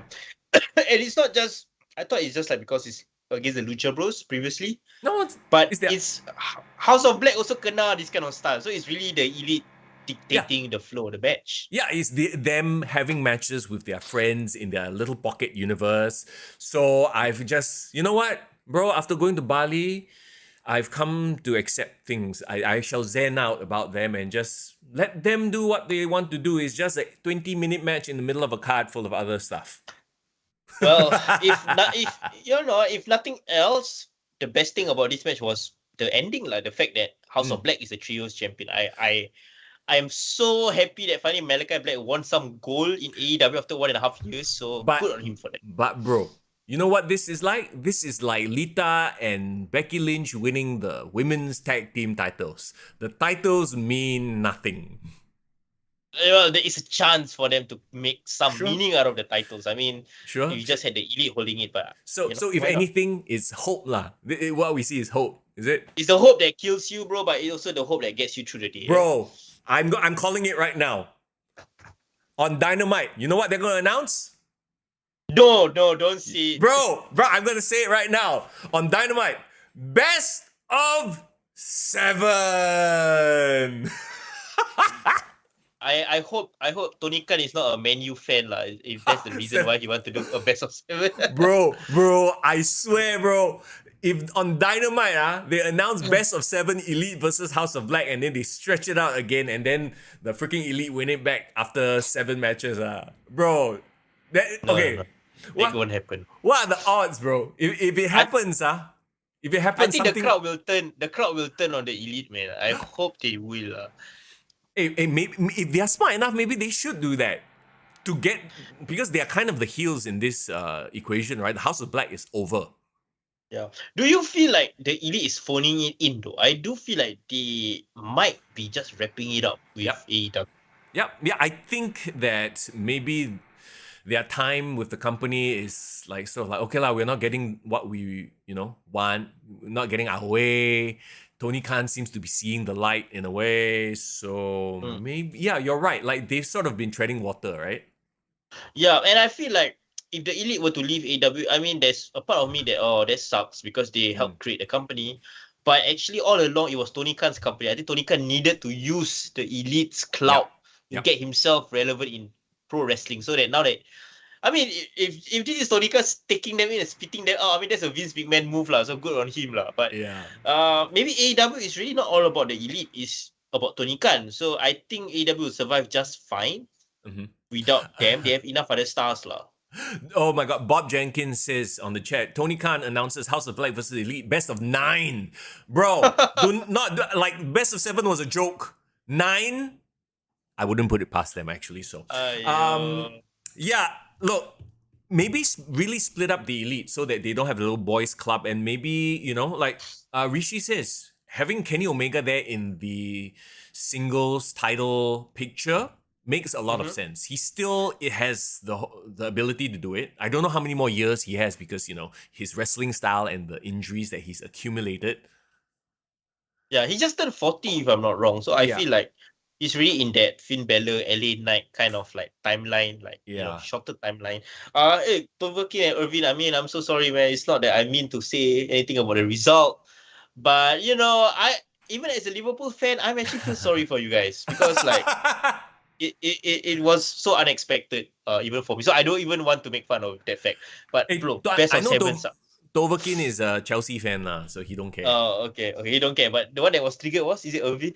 No, yeah, it was Irvin. Best of 20, excuse me, best of 21. You need odd numbers, remember.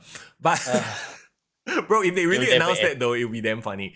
I don't know if the Elite will ever make it to the WWE. Maybe only Kenny Omega. I don't think the Young Bucks. I think the Young Bucks are too much. Their reputation, Cody will probably be like, bro, not a good idea, bro. You know, Cody is the main man there right now. Yeah, Young Bucks can't handle structure, I think. No, yeah, they got to do their thing. And they're successful doing their thing, so let them do their thing for their audience. Yeah. So they have their audience. They know what works for their audience. And then they're okay, let's let them be in that pocket. This might be the nicest I've ever been to the Young Bucks, by the way. Only because you got freaking some illness, bro. If not, you all out already. 20 minutes. Only because I'm zenning out because I have the bacteria in me. So, okay, let's move on then. Jamie Hayter defeated Saraya, and Ruby Soho. And, Jamie Hayter is over. She is over for sure. Hella over. We all know that this storyline has been bullshit from the beginning, but it is what it is. Like not having paid attention to it, like coming back to it, I'm like, okay lah, you know, let me just get into it as a fresh pair of eyes. I'm like, okay, so now Saraya is the heel. We got the Outsiders versus the AEW Originals lah. It's the female NWO that's going on lah. Essentially, that's what it is. Yeah, they're trying but they don't have the swag to pull it off. I'm sorry. It's kind of awkward. Not the star power. I mean, does that make Ruby Soho the Hulk Hogan of the group? They tried, right? They tried with the whole big swerve at the end. I'm like, okay, no, not really. And I don't know, like, I'm kind of done with Saraya. With Toni Storm had a lot of momentum.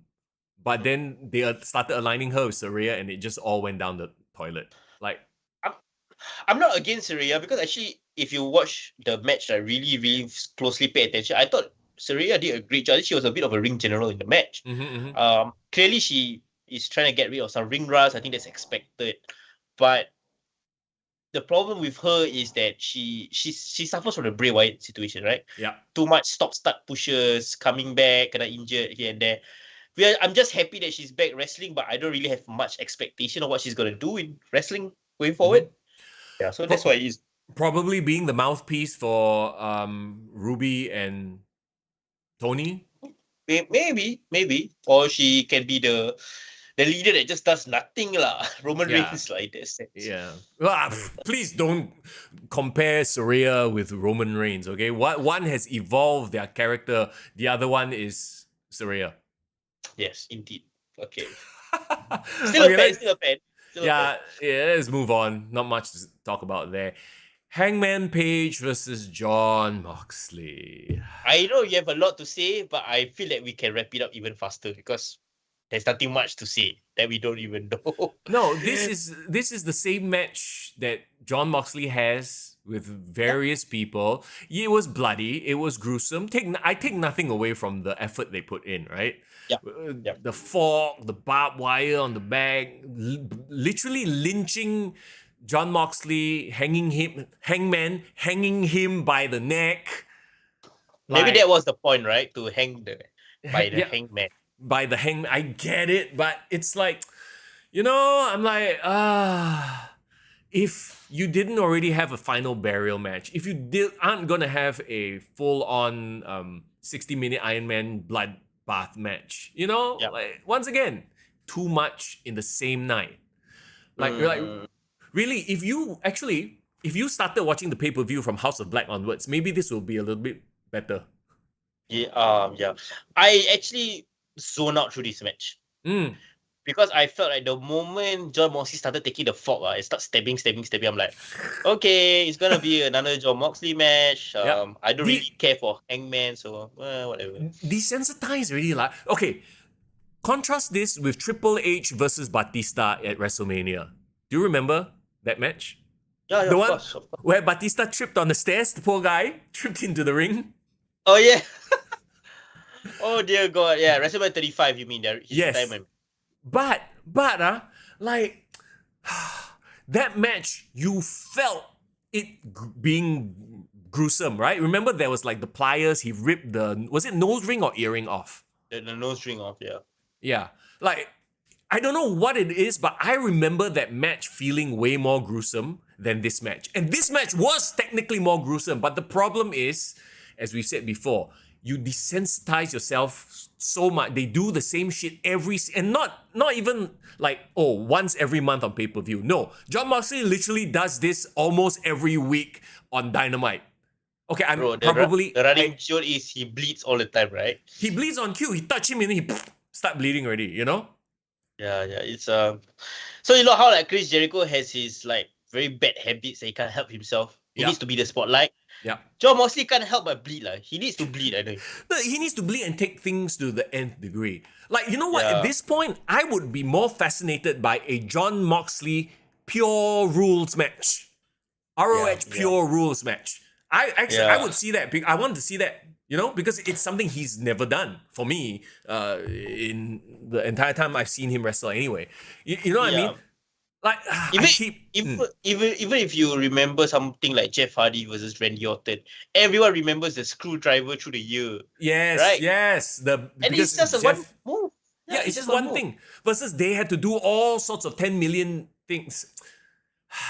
Sometimes less is best. Guys, really, less is best. You cannot keep anyway. Okay. If they remove everything about the match and just did the brick spot, right? I would have thought it was a gruesome match. Like, holy shit, that brick spot though. But because the brick spot was sandwiched in between so much violence and fucking gore, it's like, okay lah, it was a brick spot lah, but it didn't breathe lah. Yeah, it was a brick spot. No, that's exactly it. It's sandwiched in between so much gore, sandwiched in between even more gore every single week. To a point where this is like, okay, this is like me when I play like gory games, for example. Like let's say my wife sees me play a game where I, like explode a person, right? She's like, he's so gory. But to me, it's like, nothing, because I see this because I play these games all the time. That's exactly the same thing. You're desensitizing your audience. You cannot go any further. You cannot go any gorier outside of scooping somebody's eye out. My favorite death match AEW has ever done was actually their first death match. Not the one where they explode, the one they rip the mat open and then they expose the. Oh yeah, because it was fresh, right? It was fresh. It was the first time we saw John Moxley in that environment because he just came out from WWE. He couldn't do all that crazy stuff. It's the first time seeing CZW Moxley. Yeah. And Kenny Omega also has never shown that side of him in New Japan. So people were like, can Kenny Omega be as violent and gory as John Moxley? So, Yeah, there was freshness to that style of match. So at this point, honestly, maybe just not have John Moxley wrestle on TV. Just have him maybe promo once in a while, cut vignettes and stuff like that. Make him a sort of, like, you know how Cactus Jack was? Like, Cactus Jack in the WWE, they basically were like, Don't bring out the Cactus Jack. He would have his garbage match, but only at important events, once in a while. Yeah. Right? Yeah.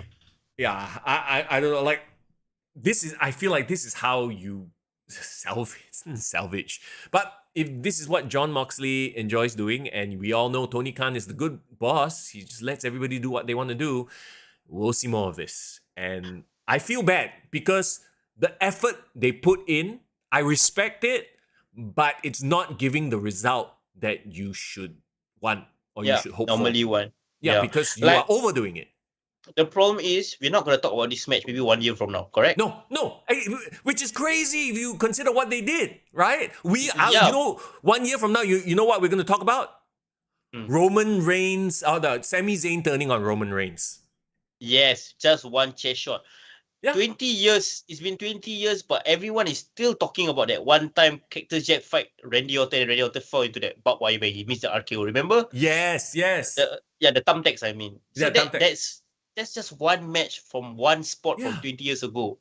So if you want to do your crazy deathmatch spot, do it, but do it sparingly so that people remember it. By now, look at it.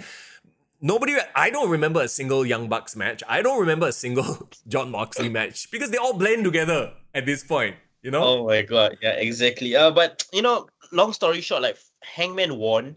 Yeah. And maybe I guess it's the right thing for this feud. And I think if Jon Moxley is going to turn heel, this is a great excuse, right, to do that. Maybe he should just take a break. I really hope he takes a break. I hope he goes on a holiday. He's been trying to go on a holiday for a long time, but never seems to go on holiday. No, let him go for his sake and for our sake also. We need a break from Jon Moxley. Yeah, we need to miss him just like how, you know. And freaking Claudio, he's just there. Like, he's just there. To be fair, they just launched ROH. They finally had their first event this past week, and he was headlined by Claudio versus AR Fox. So I think Claudio is gonna exist in that universe in Ring of Honor on streaming. Okay, you know what? I want a storyline where Claudio rehabs Jon Moxley, makes him do technical wrestling. Can you imagine that? I would love that. I would love that, bro. Jon Moxley making angry faces because he's not allowed to bleed. Okay, let's move on. After that match, you give me Wardlow versus Samoa Joe. Is that really the palate cleanser that you're looking for, though? No. I don't know lah.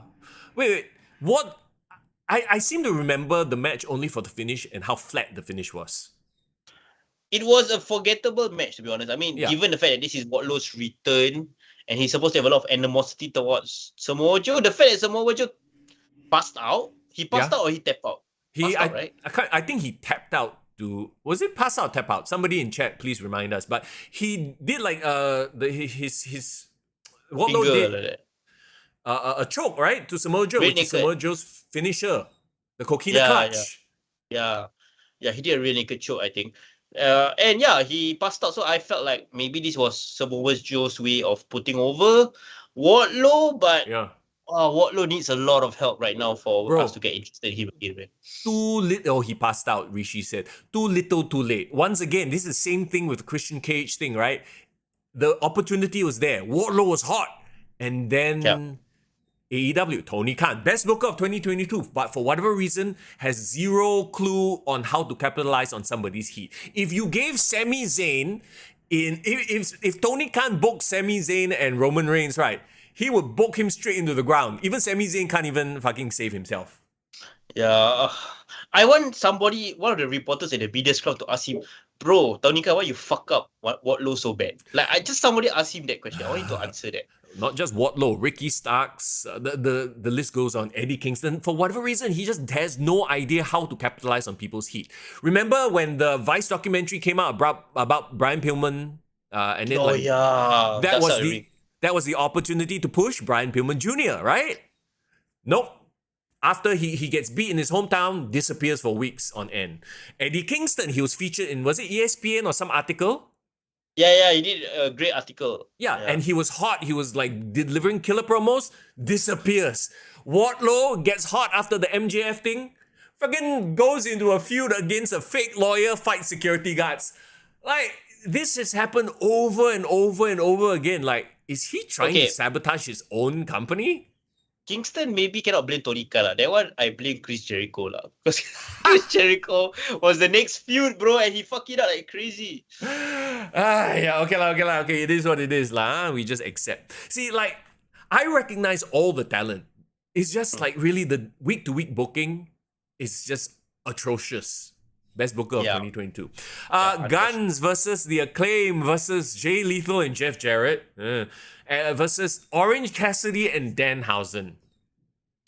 Throwaway match. Yeah. Throwaway. What a waste. It should have been The Acclaim versus Guns as a rematch, you know. Why you have to add the other tag teams? Is the finish the only redeeming factor, or do you think this is just a...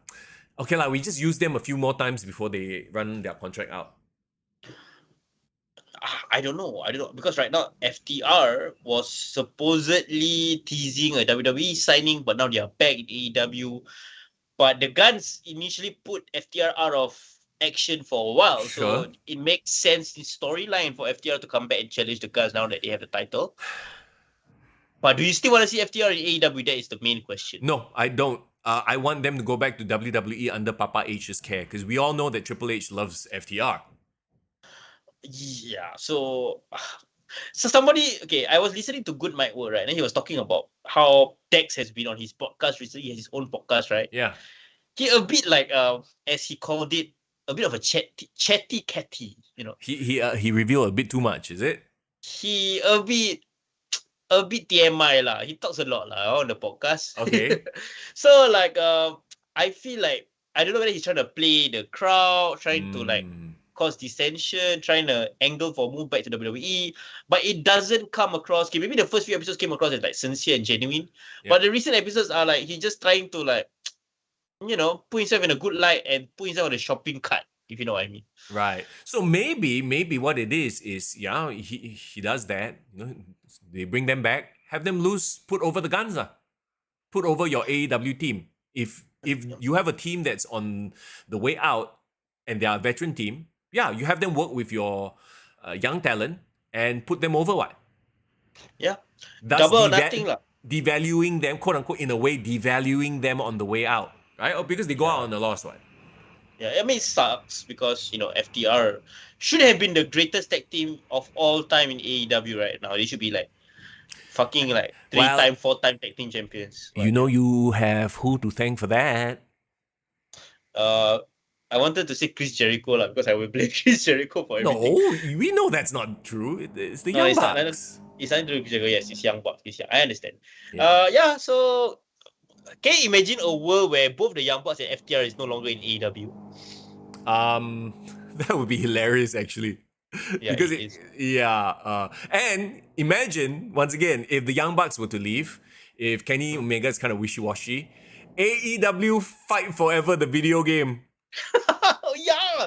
Hey, AEW Fight Forever haven't even come out. Then the Elite leave the company. What is it? Elite leave, CM Punk leave, friggin' who else? Absolutely, you put Britt Baker on the cover lah, can already. I think Jake Kage and Britt Baker lah. At this point, it is AEW Wait Forever, the game, huh? It's a running joke, bro. It's a running joke. Irvin says, where is Sean Spears? Bro, Sean Spears is married to Peyton Royce and he has won everything in life. He's won. He's a winner. Yeah. He don't need to show up. I don't care. I think he can retire already lah. He just every day wake up to Peyton Royce against me now. It's like, wow, bro. I love that we agree on that. Agree. I'm loving them Aussie girls, bro. Aussie girls are one kind, right? Oh, okay. Interesting. All right, before we get to the main event, and like I said earlier, I will watch the main event a little bit later today because I was feeling shit yesterday. I'm still recovering from the Bali belly. And okay, while I was in Bali, right, a very quick diversion. I want to talk about, do you know what they're doing on Netflix? There's this new dating show called The Perfect Match. Not new lah, it's been out for about a couple of weeks already. I don't know. I mean, there's too many dating shows on Netflix. That's the thing, right? So The Perfect Match, and I see what you're doing, Netflix. Forget about the Marvel Cinematic Universe, right? They have their own dating show universe happening already. Because at first, my wife downloaded it. You know, you can download shows onto Netflix to watch while you're overseas, right? Yeah. So I was like, why is this another dating show? Sian lah, stop lah, you know, like, why you make me watch this trashy shit, right? And then the whole premise of the perfect match is they take all the contestants from all their other dating shows, put them into one dating show. I was like, yo, what? Wait, what? So that means what? Love is Blind. Love is Blind, The Circle, The Mole, Too Hot to Handle. So they took like a lot of their most popular characters that maybe didn't win, right? And put them together in one show. So I was watching this, I'm like, oh my God, this is brilliant. Because A, this is like reality all-stars. So you know all of them know how to create drama. And B, it makes me want to go and watch back their shows. Like the new characters, the maybe like, okay, here's an example. There's this one guy in the perfect match. His name is Dom. He's very likable, right? And he was on a show called The Mole. I had never heard of The Mole before. You know what I did for the past 3 days? I watched The Mole because of Perfect Match. Okay, wait. So The Mole seems a bit sus of a title. So is he supposed to be pretending to be something he's not in The Mole? Okay, so The Mole is like a game show where you have a bunch of reality. It's a reality show, a bunch of contestants. They do challenges, but one of them is a mole. One of them is actively trying to sabotage. They have to figure out who the mole is throughout the entire show. Every week got elimination one. And he was the mole? No, Dom was not the mole. In fact, the two people from the mole were not the mole. But the fact that they brought all these characters from these different shows, I was like, wow. That's your cross. It feels a little bit like when once in a while you have your NXT star show up on Raw, SmackDown. You know what I mean? Yeah, wait, aren't they all from different networks? So how do the networks like agree? Netflix. It's all Netflix shows. Everything all on Netflix. Love is Blind, The Circle, Too Hot to Handle. All these are technically Netflix shows. Interesting. Wow, this is a bit of a mind-blowing scenario. They can do a dating cinematic universe, bro. I know. So it's akin to the wrestling multiverse where you bring in people from different companies, that kind of thing, right? Yeah. I mean, I can't say we can blame Marvel because it has been around way before that. So many people do crossovers. Remember there was, I don't know whether you follow Brooklyn Nine-Nine. Yeah, of course. There was an episode where there was a crossover with a new girl. Zooey Deschanel's character came on Brooklyn Nine-Nine. Was it her character or was it just her playing a different character? No, literally her from the new girl. Really? Because let's be real, Zooey Deschanel can only play one role. That aside, bro. I mean, that one is another conversation.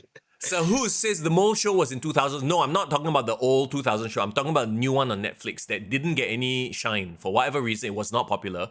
It's so good. It's so good. Go and watch it. I love it. I felt like... Anyway, this is what I mean when wrestling should have a reality show. Not freaking all access. Come, we go backstage, see Tony Khan sitting at Gorilla, smiling, talking about how he feels. Like nobody gives a fuck about that. Stop it, bro. Put a bunch of up and coming wrestlers, make them do challenges, do Physical 100. Have you watched Physical 100, by the way?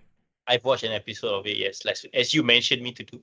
Bro, how good is it, bro? It's okay. Please don't call me racist, but all of them look the same. So it's very hard. It's very hard to know their character. Okay, they all have characters and personalities, but they all look the same. No. Also, it's hard to remember their names because their names are not familiar, right? It's not names we are very used to. Even Chinese and Korean, like similar, but not really. Like, okay, what was that show the Hana Kimura was in? They all live in a house. Shit. House. Terrace House. Terrace Yes. House? Yes. Terrace House, yeah. At least that one, like, I feel like because they all got different shapes and sizes and their names are Japanese. So Japanese names I can remember more than Korean names. I'm so sorry. Yeah. Irvin says, remember NXT 1.0? That was their interpretation. Okay, not NXT 1.0. No. It has to be a new evolution somehow. I don't have the answer, but if you go and watch Netflix reality shows, they have the answer. The producers are top notch. It needs to be like UFC's Ultimate Fighter, I think. Yes, something along those lines, right? Like WWE. Without giving away too much of the business and like okay, when you go back to the Tough Enough era, right, of those shows, I feel like you could bring back Tough Enough, but like, hey, take it easy, Tovakin. No worries. Do what you need to do. Don't worry. We are wrapping up soon as well. Yeah. But the thing with Tough Enough is it happened in an era of reality contestants that didn't know how to work the camera. Miz was one of the few that did. But you remember all of them, I remember them being fucking awkward as shit, right? Yeah. Josh Yeah. Matthews, remember? Yeah, As a yeah. nerdy kid. So it was kind of cringe to watch. Bro, you watch the reality shows of today. All of them are proper media stars already. All of them fucking rip like nobody's business. That's who you get. They know how to play the game. They know this is their 10 minutes of fame. They want to get on television. Yeah. When you watch a reality show and right, wow, this girl so bitchy. So I'm like, you know that she's working the camera, right? Yeah. So I'm like, I'm not saying that like that is the way forward for the WWE or whatever, but I mean something along those lines. It's changed. The landscape has changed. These people know, these influencers know how to get clout. Yeah. Throwing this back to the Iron Man match, right, bro? I wanted to ask you something, how it links you back. Like, do you have the attention span, like, right now? I mean, I know you haven't watched it, but do you have the attention span to actually sit through a 60-minute Iron Man match? I think like, it's very honest tough. to God. It's very tough. Very tough. Considering what we've seen already in a bloated-ass card. As usual, you know, it's good value for money, I get it. But there were too many overlaps in this card for me to want to watch this, like, you know, in one sitting. Yeah. I feel like, bro, they should have started the pay-per-view with this match. Wow, okay. I mean, I know it sounds a bit like, you know, a bit out there, but I felt like if this match was the start of the card and then they ended it with maybe Mox and Hangman, at least there is some breathing space between the nonsense and like the craziness. Yeah.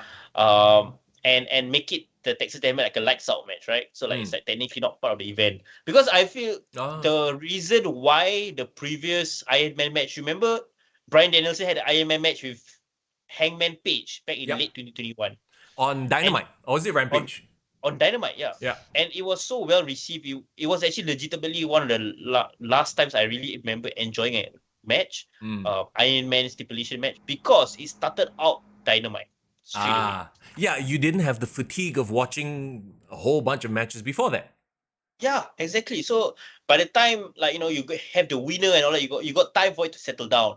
Yeah. And like, and I feel this show, like you said, it was so long that by the time the match started out, I was actually legitimately burned out. So like, I couldn't focus on the Iron Man match until like the first fall only came in 20 minutes into the match, by the way. Right.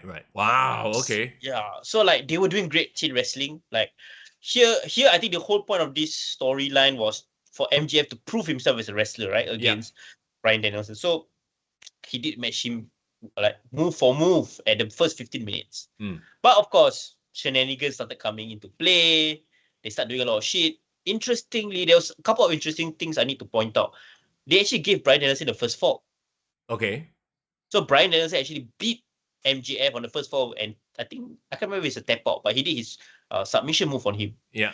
So I'm like, oh wow, okay. So now they just maybe this is the way to give Bryan Danielson the clout back, you know? Like, yeah, he definitely managed to beat MJF in a straight up one-on-one match. He's the superior wrestler, lah. Yeah, so he managed to prove that, right?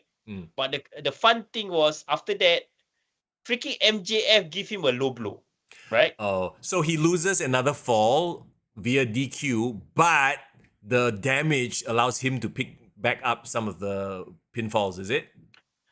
Yeah, so MJF, after his low blow, managed to pin Bryan Danielson twice. Yeah. No, it's great storytelling in terms of like, you know, between these two guys. Like, and yeah, it's definitely something a dastardly heel like MJF would resort to, right? Yeah, some people really like the strategies of an Iron Man match. Like, my opinion, right? The most boring Iron Man match, to be honest, is actually Shawn Michaels and Bret Hart. Okay, to be fair, in those days, especially if you were only a WWF fan, you didn't watch, you know, other stuff. That was the first time you saw it, so that was new lah. But yeah, I know what I mean. Literally 0-0 all the way to the end, right? Yeah. Like, I mean, I love like The Rock, Triple H 5-4, and then there's Shawn Michaels as a special guest. Even Cena Orton was interesting because it was like 5-6 or something like that. And my favorite of all time is of course Kurt Angle and Brock Lesnar on SmackDown. Yes, that was amazing. there was real drama there. But I think this match, the strong points was it made MJF for sure. MJF proved his toughness in this match. It gave Bryan Danielson his aura back. Yep. Because he was like the ring general throughout the match. My issues with the match, they couldn't let MJF not be a dick heel. Like they had to lean into that, even though I felt this was an opportunity for him to like. It was like a Randy Orton Cactus Jack opportunity, you know? But okay lah, just to counter that point, right? Isn't that the whole point of like, yeah, we know he's probably not the better pure wrestler, but he gets ahead because he's MJF, he's a dick, right? He's an asshole. He'll say horrible things and he'll do horrible things to win. Yeah, speaking of being a dick, apparently he legitimately throw like a freaking alcohol or something over a kid. Yeah. I saw that. Yeah, so that was funny. So when I saw it live and it was happening, I was like, okay, normal heel move. And then the kid legitimately crying. So I'm like, what the fuck's going on? Yeah, usually those are plants, right? You like get your friend's child, okay, Uncle pour drink on you, you pretend to cry, but no, he really go and pour drink on somebody's kids, Yeah, so, I mean, keeping up to kayfabe, respect him for that. But I do not know whether this match puts him back on track, right? Because at the end of the match, I think they were equal. I think they drew, but then the match ended, and then I think they called for him to go to overtime. So there was an overtime in this match. Yep. I do not know whether MJF's aura has been restored based on this one match, but he did a lot to help him recover, because his title reign, let's be honest, hasn't been the best. Yeah, well, I mean, that is the fault of the best booker of 2022. That has nothing to do with MJF or Bryan Danielson. They are just, doing what they're supposed to do, right? And to my point too, like, as much as I knew these two would deliver in this match, like I said, I haven't watched the match, but I knew also going into it, like, I had no hype for the match. You know what I mean? Yeah. Like, going back to Shawn Michaels, the boyhood dream. Remember the vignettes, Jose Lothario? I still remember Shawn Michaels running up like stadium steps, training for it. And then you got Bret Hart training for the Iron Man match as well. Like, I remember all that, Yeah. And even last year, don't you remember last year CM Punk and MJF? Yeah. Oh, I think we both agree, right? Like, that was probably the best feud of last year. But this build, that's why I say, if you want to enjoy AEW, just don't watch the in-betweens and just watch the pay-per-view. Just believe the promo packages or when the announcers tell you, oh, these two have been hot at it against each other, and it's just okay. Because they makes your life easier, bro. You just need to watch 4 shows a year only. Yeah, and like, it's like I say, going into this, I know that they can perform, MJF and Bryan Danielson, right? It's just that you know that the hype is just not there because the booking has been trash. And also, once again, hurt by the fact that you had a Texas death match, you had a final burial match, you had a 6-man tag match, which was flippy shit everywhere. It's like, wow, it is overwhelming. There's just, and right before that, you had a 4-way tag team match. I felt like the thing about AEW that's good is that AEW always tries their best to give audiences the best. Like 100% of what they can give. Like, it's not enough to just give one match, you need to give like a best of 7, that kind of thing. So it caters to audiences who want to be overwhelmed, right? Over sensory overload. Yeah, no, it feels like they are catering to a bunch of people on Adderall or on some sort of, like a drug that like, essentially.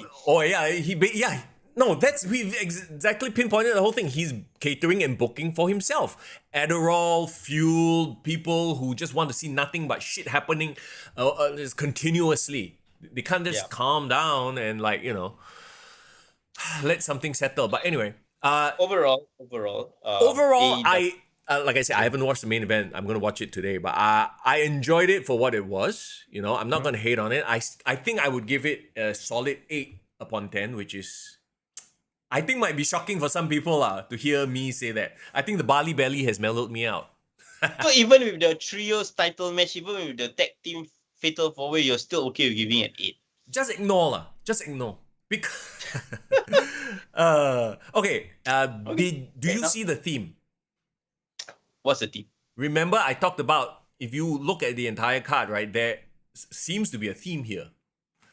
Chris Jericho, WWE guy, lost to an up-and-coming AEW original. Christian Cage, WWE guy, lost to AEW original Jack Perry. Jamie Hayter beat Saraya. Hangman Page beat Jon Moxley. Wardlow beat Samoa Joe. MJF beat Bryan Danielson. A lot of quote-unquote passing over the torch or putting over the AEW original. I don't know if this was intentional or not, but it does seem like the theme here. I didn't realize until you pointed it out. I think that was a great catch. For that alone, I think I will give this a 7. I was privy to giving this a 6 actually. Wow. I'm so surprised that you are giving an AEW pay-per-view less than me. Yeah, I am surprised as well, but I didn't enjoy it as much as you.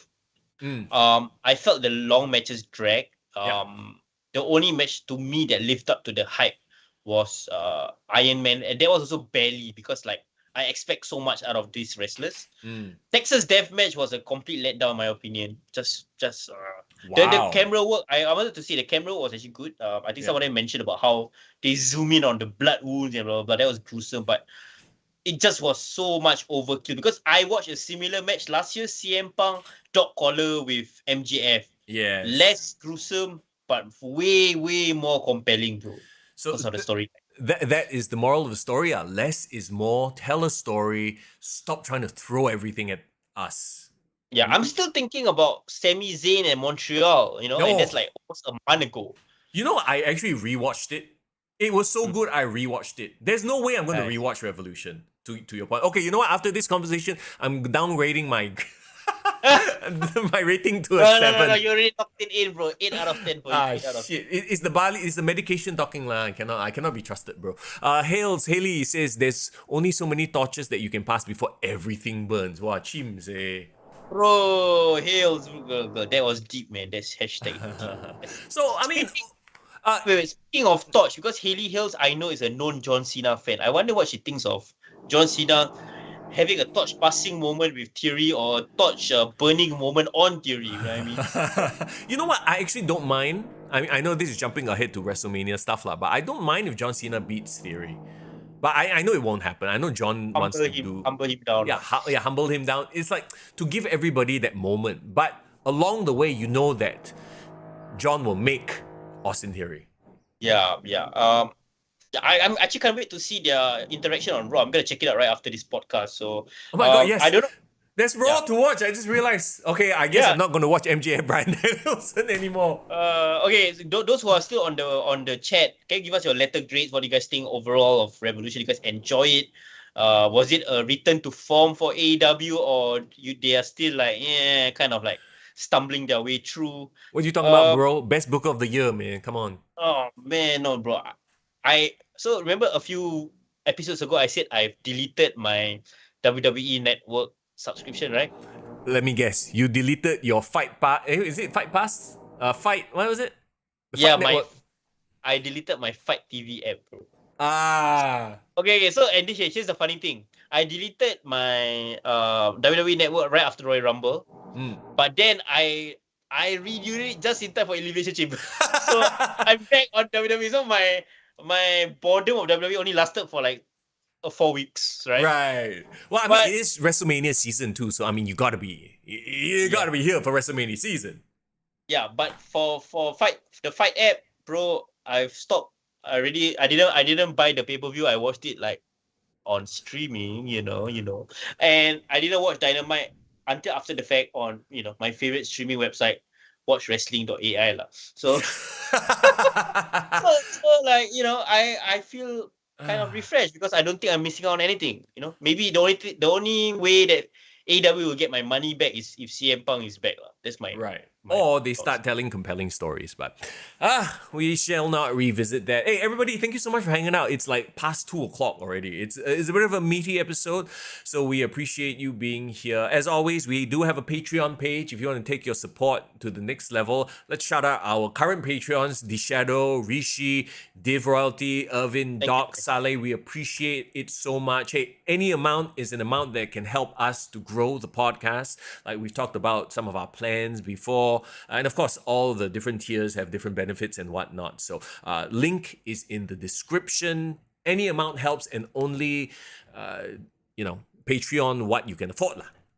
Yeah, for sure. And of course, those of you who checked out the podcast earlier, if you haven't gotten your tickets yet, you want to check out some local wrestling this weekend, be sure to check out Eurasian Dragons Ring of Rebirth featuring Singapore All-Stars, featuring Dragongate. I think it's going to be a great show for local wrestling. And yeah, DM them for tickets. And I hope you guys do support them as well. We'll try our best to make it as well. And we'll let you know how it goes, the experience on next week. But moving on, bro, like so what's the plan for next week's going into WrestleMania? Because I saw a couple of people on the live chat was asking, foreign not in Mr. Young's building. I have a proposal, Mr. Young. You have a proposal, okay. I have a proposal to you. Like, I like our current setup of doing it, from our places, but maybe going after a big pay-per-view, like reviewing WrestleMania, I don't mind doing it together. Bro, WrestleMania, you gotta be here. You gotta be. Actually, WrestleMania. Actually, I suppose we should settle this offline, but you got me thinking, right? What is WrestleMania, like the date? Yeah, I believe it's 1st and 2nd April, is it? April Fool's. Okay, guys, check. 1st and 2nd April, which means it's Sunday morning for us and Monday morning. I take leave on the 3rd of April, bro. And so you are gonna take leave for WWE WrestleMania? Actually, I don't know. I don't know if I want to take leave, bro. Okay, let me double check.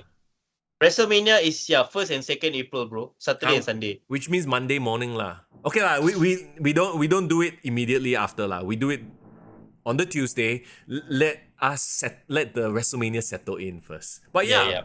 Feel free to come over and we'll do the WrestleMania. If thing. you guys are gonna join us on our Patreon, you all will have access to our Discord, and our Discord is always popping. I appreciate those who was watching Revolution over the weekend.